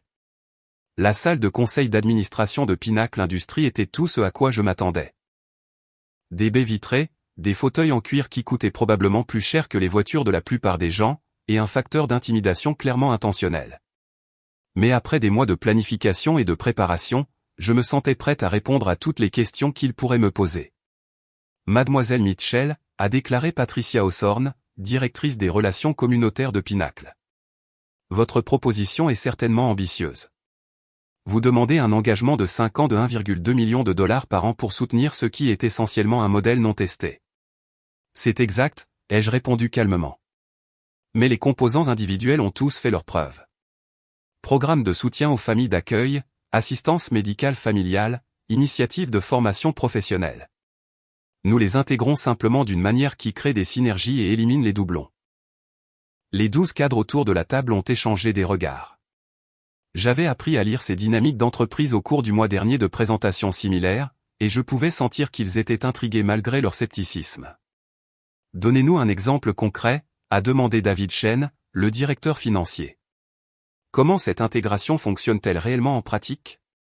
Disons que nous avons une jeune de 18 ans qui sort du système de placement familial. Appelons-la Maria. Dans le système traditionnel, elle recevrait une aide au logement d'une agence, une formation professionnelle d'une autre, une aide à la navigation dans le système de santé d'une troisième et un soutien éducatif d'une quatrième. Chaque agence a son propre processus d'admission, ses propres exigences, son propre calendrier. Je me suis levé et je me suis dirigé vers l'écran de présentation, affichant notre modèle de service intégré. Dans notre système, Maria vit dans notre établissement résidentiel tout en participant à une formation professionnelle à l'hôpital, restauration, soutien administratif, relations avec les patients. Elle gagne de l'argent, acquiert de l'expérience et contribue à la communauté. Lorsque ses propres problèmes de santé surviennent, elle comprend déjà le système médical car elle y travaille. Lorsqu'elle est prête à vivre de manière indépendante, elle a des références, des économies et des liens de soutien continu. Et l'avantage pour l'entreprise, a demandé Madame Hawthorne. Pinacle obtient un impact mesurable, une attention médiatique positive et un vivier d'employés formés qui comprennent les valeurs de votre entreprise car ils ont fait partie de votre réseau caritatif depuis le début. Les questions se sont poursuivies pendant une autre heure, couvrant tout, de l'assurance responsabilité civile aux indicateurs de durabilité à long terme. Mais je pouvais sentir un changement dans l'énergie de la pièce. Ce n'étaient plus des gens qui essayaient de trouver des raisons de dire non. C'étaient des gens qui cherchaient à dire oui. Mademoiselle Mitchell, a déclaré le PDG James Whitfield, parlant pour la première fois depuis les présentations. Je dois vous interroger sur votre motivation personnelle. Vous avez 26 ans. Vous avez hérité d'une richesse importante et vous pourriez voyager dans le monde ou créer votre propre entreprise. Pourquoi choisissez-vous de consacrer votre vie aux services sociaux? C'était la question à laquelle je m'étais préparé, celle qui exigeait une honnêteté absolue. Parce que je sais ce que l'on ressent quand on est jetable, ai-je dit simplement. Je sais ce que c'est que de se demander si quelqu'un remarquerait si on disparaissait. Je sais ce que c'est que de devenir adulte sans le filet de sécurité que la plupart des gens tiennent pour acquis. La pièce était complètement silencieuse. Mon oncle m'a sauvé de cette expérience, mais il ne pouvait pas sauver tous les jeunes qui en ont besoin. Ce programme ne le peut pas non plus, mais il peut en sauver certains. Et pour ces jeunes, cela fera la différence entre tomber à travers les mailles du filet et trouver ses marques. C'est très personnel, a observé Madame Hawthorne. Ça devrait être personnel. Ce ne sont pas des statistiques que nous servons. Ce sont des gens. Des jeunes qui méritent les mêmes opportunités que le parrainage d'entreprise peut offrir aux enfants de vos employés. Monsieur Whitfield s'est légèrement penché en avant. Mademoiselle Mitchell, en supposant que nous approuvions ce partenariat, comment mesureriez-vous le succès? Plusieurs indicateurs. Stabilité du logement, taux d'emploi, réussite scolaire, accès aux soins de santé, stabilité juridique, intégration communautaire. Mais surtout, nous mesurerions la dignité. Comment mesurez-vous la dignité? En écoutant les jeunes que nous servons. En leur demandant s'ils se sentent valorisés, soutenus, habilités à faire leur propre choix. En suivant s'ils maintiennent des liens familiaux, biologiques, choisis ou créés. En voyant s'ils deviennent des personnes qui élèvent les autres ou des personnes qui luttent seules. La présentation s'est terminée par une demande de délai de décision de 2 semaines, après quoi je devrais approcher d'autres sponsors potentiels. Alors que Jenny et moi rassemblions nos documents, je me sentais prudemment optimiste quant à la réponse de Pinacle. Ça s'est bien passé, a murmuré Jenny alors que nous attendions l'ascenseur. Je le pense aussi. Monsieur Whitfield semblait sincèrement intéressé par les résultats mesurables. Les portes de l'ascenseur se sont ouvertes pour révéler un visage familier, Harrison Wells, l'ancien avocat de mes parents. Il a semblé surpris de me voir, puis a rapidement adopté la fausse amabilité de quelqu'un qui avait été pris au dépourvu. Sarah Mitchell, quelle agréable surprise. Qu'est-ce qui vous amène chez Pinacle Industries? Affaire, ai-je répondu sèchement, ne me sentant pas obligé de fournir des détails. Bien sûr, bien sûr. J'ai entendu parler de votre projet d'organisation à but non lucratif. Un travail très admirable que vous faites. L'ascenseur mettait une éternité à atteindre le rez-de-chaussée. J'espère qu'il n'y a pas de rancune à propos des procédures judiciaires, a poursuivi Wells. Je ne faisais que représenter les intérêts de mes clients. Vous comprenez? Vos clients ont menti sous serment, ai-je dit sèchement. Vous les avez aidés à accuser un homme mort de crimes qu'il n'a jamais commis. Je comprends cela parfaitement. Wells s'est senti mal à l'aise. Eh bien, le système juridique a fonctionné comme il se doit. La vérité a prévalu. La justice a été rendue.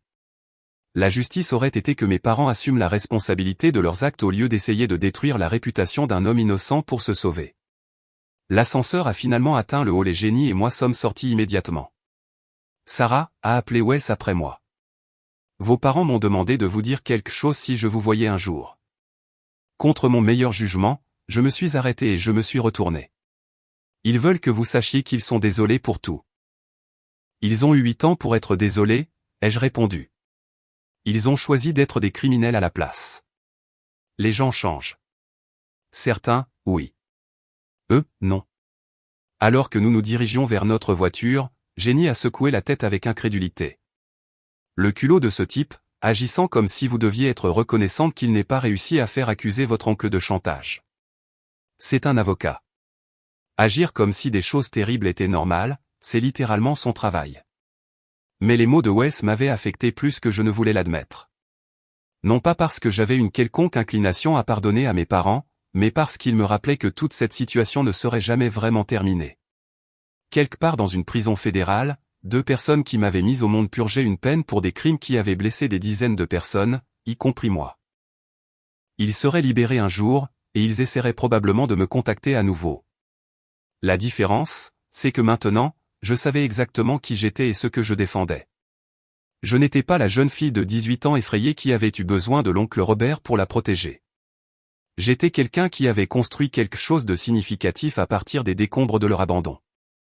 Jenny, ai-je dit alors que nous retournions vers l'entrepôt, quoi qu'il arrive avec la décision de Pinacle, je veux que tu saches que cela a été le travail le plus important de ma vie. Le mien aussi. Mais je pense que nous allons avoir de bonnes nouvelles de leur part. Qu'est-ce qui te rend si confiante? Parce que tu n'as pas seulement présenté une proposition de programme là-bas. Tu as présenté une vision de ce à quoi les communautés pourraient ressembler si nous prenions réellement soin les uns des autres. Ce n'est pas quelque chose que les dirigeants d'entreprise entendent tous les jours. Et tu penses que ça compte pour eux? Je pense que ça compte pour les êtres humains sous les titres d'entreprise. Monsieur Whitfield a des petits-enfants. Madame Hawthorne a mentionné la lutte de sa fille contre la toxicomanie. Monsieur Chen a posé des questions très spécifiques sur les résultats scolaires. Ce ne sont pas des gens qui ne se soucient que des déductions fiscales. En arrivant sur le parking de l'entrepôt, j'ai vu quelque chose qui m'a fait sursauter. Une camionnette de la chaîne de télévision locale avec un journaliste et un caméraman installant du matériel près de notre entrée. On dirait que la nouvelle se répand sur ce que nous construisons, a observé Jenny. Tant mieux. Plus les gens connaissent des programmes comme celui-ci, plus il est probable que d'autres communautés lancent les leurs. La journaliste s'est approchée de nous alors que nous sortions de la voiture. Mademoiselle Mitchell, je suis Rebecca Torres de Channel 7 News. Pourrions-nous avoir quelques minutes de votre temps? De quoi s'agit-il? Nous faisons un reportage sur les approches innovantes du soutien aux familles d'accueil. Votre programme est mentionné comme un modèle potentiel pour d'autres villes. En répondant aux questions de Rebecca sur notre mission, notre financement et notre calendrier, j'ai ressenti la présence de l'oncle Robert plus fortement que jamais. Il avait vécu discrètement, aidé les gens en privé et n'avait jamais cherché de reconnaissance pour sa générosité. Mais le travail qu'il avait commencé devenait quelque chose de public, quelque chose qui pourrait inspirer d'autres à créer des programmes similaires dans leur propre communauté. Mademoiselle Mitchell, a demandé Rebecca à la fin de l'interview, que pensez-vous que votre oncle dirait de ce que vous avez accompli ici? J'ai pensé à ses lettres, à l'amour et à la fierté qu'il avait exprimées dans des pages qu'il n'avait jamais eu l'intention que je voie. Je pense qu'il dirait que la meilleure façon d'honorer l'amour de quelqu'un est de le transmettre, ai-je répondu. Il m'a sauvé. Maintenant, c'est à mon tour d'aider à en sauver d'autres. Alors que l'équipe de presse remballait son équipement, mon téléphone a vibré avec un texto d'un numéro inconnu. J'ai vu le reportage sur votre programme. Très fier de ce que vous construisez. J'aimerais qu'on en parle un jour. Patricia Collins, hôpital pour enfants de Seattle. Le changement arrivait plus vite que prévu et d'une manière que je n'avais jamais anticipée. Mais j'étais prête. L'appel de Pinacle Industries est arrivé à 7 heures du matin, 2 semaines jour pour jour après notre présentation. J'étais dans la cuisine de l'entrepôt en train de faire du café et d'examiner nos dossiers de candidature des résidents lorsque mon téléphone a sonné. Mademoiselle Mitchell, ici James Whitfield de Pinacle Industries. J'ai posé ma tasse de café, soudainement bien réveillé. Les PDG d'entreprise n'appelaient généralement pas à 7 heures du matin pour annoncer de mauvaises nouvelles. Bonjour, Monsieur Whitfield. J'appelle avec de bonnes nouvelles. Notre conseil d'administration a voté à l'unanimité pour approuver votre proposition de financement. 5 ans, 1,2 million par an, avec des objectifs de performance que nous examinerons ensemble tous les trimestres. Le soulagement a été si profond que j'ai dû m'asseoir. Monsieur Whitfield, c'est incroyable. Merci. Ne me remerciez pas encore. Il y a une condition. Bien sûr, il y en avait une. Rien d'aussi important n'arrivait jamais sans condition. Nous voulons étendre le programme, a-t-il poursuivi. Au lieu de votre seul emplacement, nous voulons financer des programmes similaires dans 5 autres villes de la région. Même modèle, même approche d'intégration, même résultat mesurable. J'ai failli laisser tomber le téléphone. Vous voulez reproduire notre programme dans 5 autres villes. 6 emplacements au total, y compris le vôtre comme phare. Nous pensons que ce modèle pourrait être transformationnel s'il était mis en œuvre à grande échelle. Monsieur Whitfield, je suis honoré, mais je ne suis pas sûr que nous soyons prêts à gérer une telle expansion. Vous ne gérerez pas les 6 emplacements. Vous formerez d'autres organisations à mettre en œuvre votre modèle. Pinacle s'occupera de la logistique et de la supervision. Vous vous concentrerez sur ce que vous faites de mieux, créer des programmes qui aident réellement les gens. Après avoir raccroché, je suis resté assise dans la cuisine silencieuse, essayant de digérer ce qui venait de se passer. Civil, des centaines de jeunes qui auraient accès à des services de soutien complet, des milliers de familles qui recevraient de l'aide en cas de crise médicale. L'amour de l'oncle Robert multiplié de façon exponentielle à travers la région. Mon téléphone a vibré avec un texto de Jenny. Allume Channel 7 maintenant. J'ai trouvé la télécommande et j'ai mis les informations du matin où Rebecca Torres se tenait devant notre entrepôt. Ici Rebecca Torres avec une mise à jour exclusive sur le réseau de soutien familial Robert Mitchell, le programme innovant que nous avons présenté la semaine dernière. Nous avons appris que Pinacle Industries vient d'approuver un engagement de 6 millions de dollars sur 5 ans pour étendre ce modèle à 6 villes de notre région. La caméra est passée à des images de l'intérieur de notre espace rénové, montrant les espaces communs, les cuisines et les espaces d'études que nous avions créés pour les résidents. Le programme, fondé par Sarah Mitchell en mémoire de son oncle qui l'a élevé après que ses parents biologiques l'ont abandonné, représente une nouvelle approche du soutien aux familles vulnérables par des services intégrés plutôt qu'une aide fragmentée. J'ai regardé, hypnotisé, Rebecca interviewé le docteur Patricia Collins de l'hôpital pour enfants de Seattle sur le volet de soutien médical et Mike Harrison de la division de l'aide à l'enfance de l'État sur le programme résidentiel. C'est ce qui se passe lorsque quelqu'un transforme un traumatisme personnel en guérison communautaire, a déclaré le docteur Collins. Sarah Mitchell aurait pu utiliser son héritage pour n'importe quoi. Au lieu de cela, elle a choisi de construire quelque chose qui aide les autres à éviter la douleur qu'elle a connue. Le reportage s'est terminé par des images de moi de l'interview précédente, répondant à la question de Rebecca sur ce que l'oncle Robert penserait. Au moment où le segment s'est terminé, mon téléphone sonnait constamment. D'autres chaînes de télévision voulant des interviews, des organisations à but non lucratif demandant des modèles de réplication, des représentants d'entreprises se renseignant sur les opportunités de partenariat. Et puis, de manière inattendue, un appel du détective Morrison. Sarah, j'appelle avec des nouvelles de tes parents. Mon estomac s'est noué. Quel genre de nouvelles? Ils ont demandé une rencontre avec vous par l'intermédiaire de leur conseiller pénitentiaire. Pas leur avocat cette fois. Une rencontre à propos de quoi? Ils prétendent qu'ils veulent s'excuser. Vraiment s'excuser, pas manipuler ou demander des faveurs. Le conseiller pense qu'ils sont sincères, mais la décision vous appartient entièrement. J'ai regardé par la fenêtre le parking où les camionnettes des chaînes de télévision commençaient à se rassembler. Détective Morrison, mes parents ont eu 8 ans pour s'excuser. Ils ont choisi le crime à la place. Ils ont eu leur audience de détermination de la peine pour assumer leurs responsabilités. Ils ont choisi d'attaquer la réputation de l'oncle Robert à la place. Pourquoi devrais-je croire qu'ils sont sincères maintenant? Vous ne devriez pas nécessairement, mais le conseiller a mentionné quelque chose que vous pourriez vouloir savoir. Votre père est à l'hôpital de la prison depuis 1 mois. Il est très malade. Malade comment? Insuffisance hépatique. Complications dues à des années de consommation de drogue. Les médecins ne sont pas optimistes quant à son pronostic à long terme. J'ai fermé les yeux, essayant de digérer cette information. Mon père était en train de mourir. L'homme qui m'avait abandonné, volé et avait tenté de détruire la réputation de l'oncle Robert était en train de mourir. Et il voulait me voir. Combien de temps lui reste-t-il? Des mois, peut-être moins. Le conseiller pense qu'il veut faire la paix avant de mourir. Et ma mère? C'est elle qui a demandé la rencontre. Elle dit qu'elle ne peut pas le regarder mourir en sachant qu'ils n'ont jamais essayé d'arranger les choses avec vous. Après avoir terminé l'appel, je suis resté assise dans ma voiture sur le parking de l'entrepôt, entouré de camionnettes de presse et de journalistes qui voulaient m'interviewer sur le triomphe de transformer un traumatisme en un but. L'ironie ne m'a pas échappé. Jenny est arrivée 20 minutes plus tard, se frayant un chemin à travers la foule des médias avec l'efficacité de quelqu'un qui avait passé des années à gérer des situations de crise. « Félicitations », a-t-elle dit en montant dans ma voiture. « On est célèbre. Mon père est en train de mourir », ai-je dit sans préambule. L'expression de Jenny a immédiatement changé, passant de l'excitation à l'inquiétude. Quoi?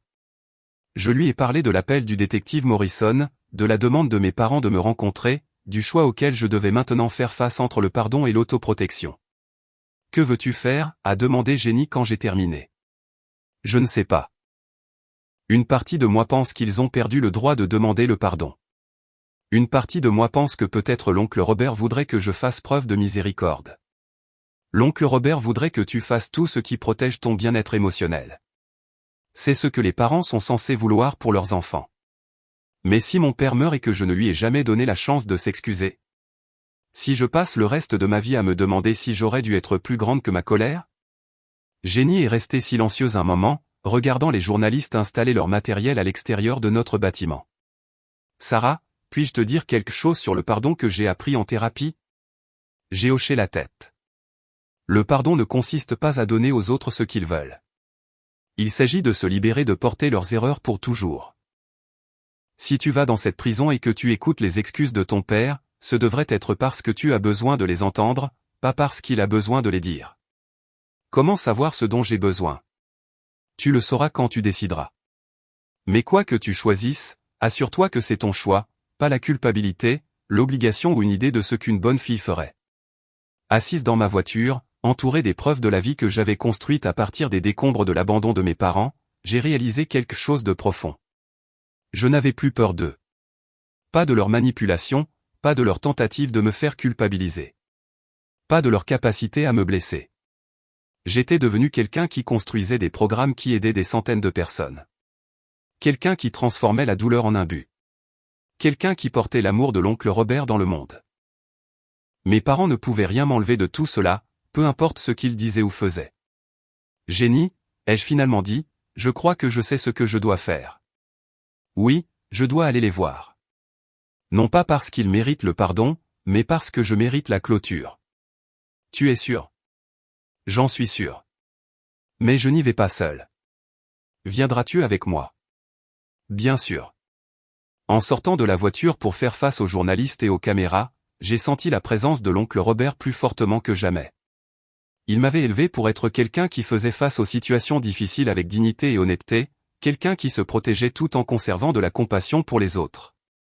Demain, je visiterai une prison pour voir les personnes qui m'avaient mis au monde, mais qui n'avaient jamais appris à être mes parents. Mais aujourd'hui, j'allais célébrer l'expansion d'un programme qui aiderait des centaines de jeunes à trouver le genre d'amour et de stabilité que l'oncle Robert m'avait donné. Certains chapitres de la vie se terminent par le pardon, d'autres par le fait d'aller de l'avant. J'étais enfin prête à découvrir quel genre de fin cette histoire aurait. La salle des visites de la prison fédérale ne ressemblait en rien aux scènes dramatiques que j'avais vues dans les films. C'était simplement un grand espace stérile rempli de petites tables et de chaises en plastique où des familles brisées tentaient des conversations sous les yeux attentifs des gardiens. Mes parents semblaient plus petits que dans mon souvenir, diminués par des combinaisons oranges et la pâleur institutionnelle qui vient de moi d'éclairage artificiel. Papa était visiblement frêle. Sa peau jaunie par la maladie du foie, tandis que maman semblait avoir vieilli d'une décennie au cours des 6 mois qui ont suivi leur condamnation. Ils se sont levés lorsque Jenny et moi nous sommes approchés de leur table assignée, un geste maladroit qui soulignait à quel point nous savions peu de choses sur la façon d'interagir les uns avec les autres. Sarah, a dit doucement maman, la voix légèrement brisée. Merci d'être venue. Je me suis assise en face d'eux, étudiant leur visage à la recherche de signes de manipulation et d'apitoiement que je m'attendais à voir. Au lieu de cela, j'ai vu quelque chose que je n'avais jamais vu auparavant. Un remords sincère. Le conseiller a dit que vous vouliez vous excuser, ai-je dit sans préambule. Je suis ici pour écouter. Papa s'est raclé la gorge, sa voix rauque et faible. Nous savons que nous n'avons aucun droit de demander ton pardon. Nous savons que nous avons fait des choses qui ne peuvent être défaites, dit des choses qui ne peuvent être reprises. Mais nous voulions que tu saches, a poursuivi maman, que rien de tout cela n'était parce que nous ne t'aimions pas. Nous t'aimions tellement que nous nous sommes convaincus que te laisser te protégeait de nous. Me protéger de quoi? De nous voir nous détruire, a dit papa. D'être embarrassé par des parents qui ne pouvaient pas rester clean, ne pouvaient pas garder un emploi, ne pouvaient pas être les personnes que tu méritais. Alors, vous avez pensé que m'abandonner était mieux. Nous pensions que Robert pourrait te donner tout ce que nous ne pouvions pas, a dit maman, des larmes coulant sur son visage. Une maison stable, des opportunités éducatives, un avenir qui n'impliquait pas de s'excuser pour les erreurs de tes parents. J'ai senti la main de Jenny serrer la mienne sous la table, me calmant. Tu avais 18 ans, Sarah, a dit papa. Assez grande pour comprendre pourquoi nous ne pouvions pas t'emmener avec nous quand nous avons dû quitter l'État. Assez grande pour être mieux sans nous. Assez grande pour me sentir abandonné et non désiré, ai-je corrigé. Assez grande pour passer des années à me demander ce que j'avais fait de mal. Rien, a dit maman avec emphase. Tu n'as rien fait de mal. Nous étions des personnes brisées qui ont fait des choix brisés, et tu as payé le prix de nos échecs. Alors pourquoi n'avez-vous pas demandé d'aide? Pourquoi n'avez-vous pas choisi la guérison plutôt que le crime? Papa est resté silencieux un long moment, fixant ses mains. Quand il a levé les yeux, ses yeux étaient remplis d'une tristesse qui semblait sincère. Parce que la guérison exigeait d'admettre que nous t'avions blessé, et te blesser était la seule chose que nous ne pouvions pas affronter.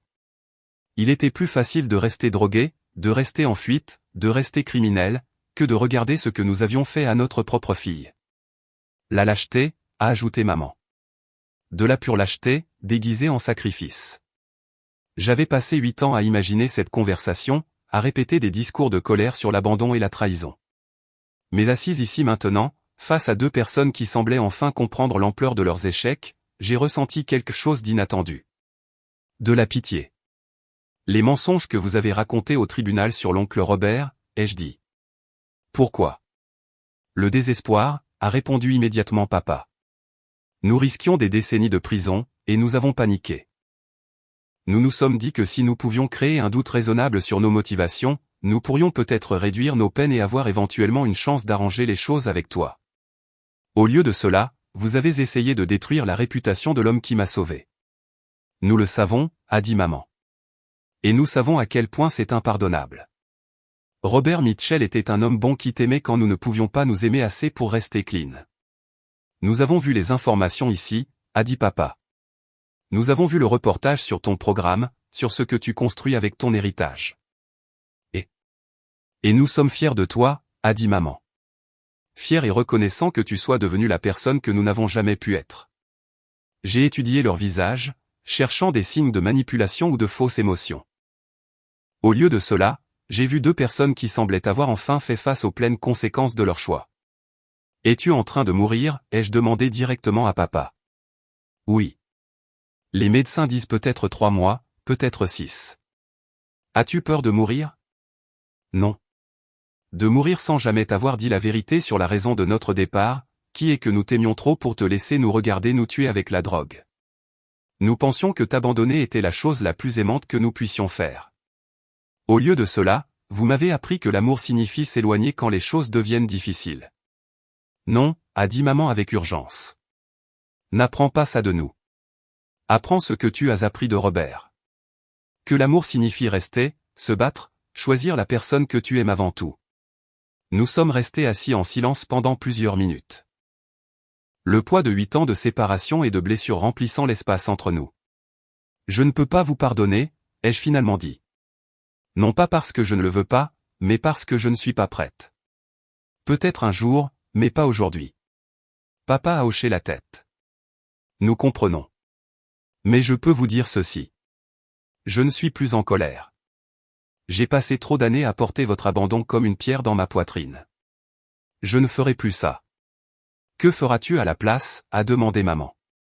Je me souviendrai de l'amour de l'oncle Robert. J'aiderai les jeunes qui ont été abandonnés comme moi. Je construirai quelque chose de significatif à partir des décombres que vous avez laissés derrière vous. C'est plus que ce que nous méritons, a dit papa. Il ne s'agit pas de ce que vous méritez. Il s'agit de qui je choisis d'être. Alors que notre temps tirait à sa fin, je me suis surprise à étudier les visages de mes parents, essayant de les mémoriser, non pas comme les personnes qui m'avaient blessé, mais comme des êtres humains brisés qui avaient fait des choix catastrophiques et qui en subissaient enfin les conséquences. Reviendras-tu ? A demandé maman alors que Jenny et moi nous préparions à partir. Je ne sais pas. Peut-être. Mais pas parce que vous avez besoin de moi, mais parce que je le choisis. C'est juste, a dit papa. Plus que juste. Sarah, a appelé maman alors que nous atteignions la porte. Nous savons que nous n'avons aucun droit de demander cela, mais pourrais-tu nous parler du programme ? De ce que tu construis. Je me suis retourné pour leur faire face une dernière fois. Je construis quelque chose qui garantit que les jeunes n'auront jamais à se demander s'il valent la peine qu'on reste pour eux, ai-je dit. Je crée des familles pour des personnes dont les familles biologiques ont échoué. Je prouve que l'amour est un choix, et que certaines personnes sont assez courageuses pour faire ce choix chaque jour. Comme Robert l'a fait pour toi. Comme Robert l'a fait pour moi. Dehors, à la prison, Jenny et moi sommes restés assises dans la voiture un long moment, digérant ce qui venait de se passer. Comment te sens-tu ? A-t-elle demandé. Libre, ai-je dit, surprise de ma propre réponse. Pour la première fois depuis que j'ai 18 ans, je me sens complètement libre. Libre de quoi ? D'attendre qu'ils deviennent les parents dont j'avais besoin. De porter leur honte et leurs échecs comme s'ils étaient les miens. De l'espoir qu'un jour ils m'aimeraient assez pour choisir la guérison plutôt que la destruction. Et que feras-tu de cette liberté ? J'ai pensé aux civils où des programmes comme le nôtre aideraient bientôt des familles vulnérables. À l'aile de l'hôpital qui continuerait à sauver la vie d'enfants. Aux centaines de jeunes qui apprendraient ce que j'avais appris. Qu'être abandonné par certaines personnes ne détermine pas votre valeur. Je vais vivre la vie que l'oncle Robert m'a donnée, ai-je dit. Pleinement, avec un but, sans excuse. En nous éloignant de la prison, j'ai senti la présence de l'oncle Robert dans la voiture avec nous. Non pas comme un fantôme ou un souvenir, mais comme une partie vivante de ce que j'étais devenu. Son amour avait survécu à sa mort et survivrait à la mienne, transmis à travers chaque vie que nos programmes touchaient, chaque famille que nous aidions à guérir, chaque jeune qui apprenait qu'il valait la peine qu'on reste pour lui. Mes parents m'avaient appris à quoi ressemblait l'abandon. L'oncle Robert m'avait montré à quoi ressemblait l'engagement. Maintenant, je comprenais ce que signifiait vraiment l'héritage. Non seulement préserver ce qui a précédé, mais le transformer en quelque chose qui aiderait les autres longtemps après mon départ. 6 mois plus tard, nos premiers résidents ont emménagé dans l'entrepôt. 2 mois après, des programmes similaires ont ouvert à Portland, Sacramento, Phoenix, Denver et Salt Lake City. 1 an plus tard, Pinnacle Industries a annoncé qu'ils étendaient le modèle à 12 villes supplémentaires. Mon père est décédé un mardi de novembre, avec ma mère à son chevet à l'hôpital de la prison. J'ai envoyé des fleurs à ses funérailles, mais je n'y ai pas assisté, non pas par colère, mais parce que j'avais déjà dit au revoir aux parents que j'avais eu besoin qu'ils soient. Ma mère a été libérée en liberté conditionnelle pour raisons humanitaires 3 ans plus tard. Clean pour la première fois depuis des décennies est déterminée à réparer les torts qu'elle avait causés. Nous déjeunons de temps en temps maintenant. Des conversations prudentes entre des étrangers qui partagent un ADN et une histoire compliquée. Je ne l'appelle pas maman, mais je ne me détourne pas quand elle m'appelle, parce que l'oncle Robert m'a appris que l'amour est patient et que le pardon est un processus. Et certaines relations peuvent être reconstruites sur des fondations entièrement nouvelles si les 2 personnes sont prêtes à faire le travail. Le réseau de soutien familial Robert Mitchell sert maintenant plus de 2000 familles par an dans 18 villes. Nous avons aidé des centaines d'enfants placés en famille d'accueil à faire la transition vers une vie autonome, soutenu des milliers de familles en crise médicale et créé un modèle qui est reproduit à l'échelle internationale. Mais le chiffre dont je suis le plus fier est celui-ci, 0. 0 de nos résidents sont sortis de notre programme sans un endroit où aller. 0 ont été laissés à naviguer seuls dans l'âge adulte. 0 ont été abandonnés par les personnes qui avaient promis de les aider. Parce que chaque enfant mérite de savoir qu'il vaut la peine qu'on reste pour lui. Et chaque jeune mérite la chance de découvrir ce qu'il peut construire lorsqu'il est aimé inconditionnellement. Si cette histoire a résonné en vous, assurez-vous de liker et de vous abonner pour plus d'histoires sur la transformation d'un traumatisme en un triomphe. Votre soutien m'aide à continuer de partager ces leçons importantes sur la résilience, la famille et le pouvoir de choisir l'amour plutôt que l'abandon. Souvenez-vous, vous n'êtes pas défini par les personnes qui vous ont quitté. Vous êtes défini par l'amour que vous choisissez de transmettre.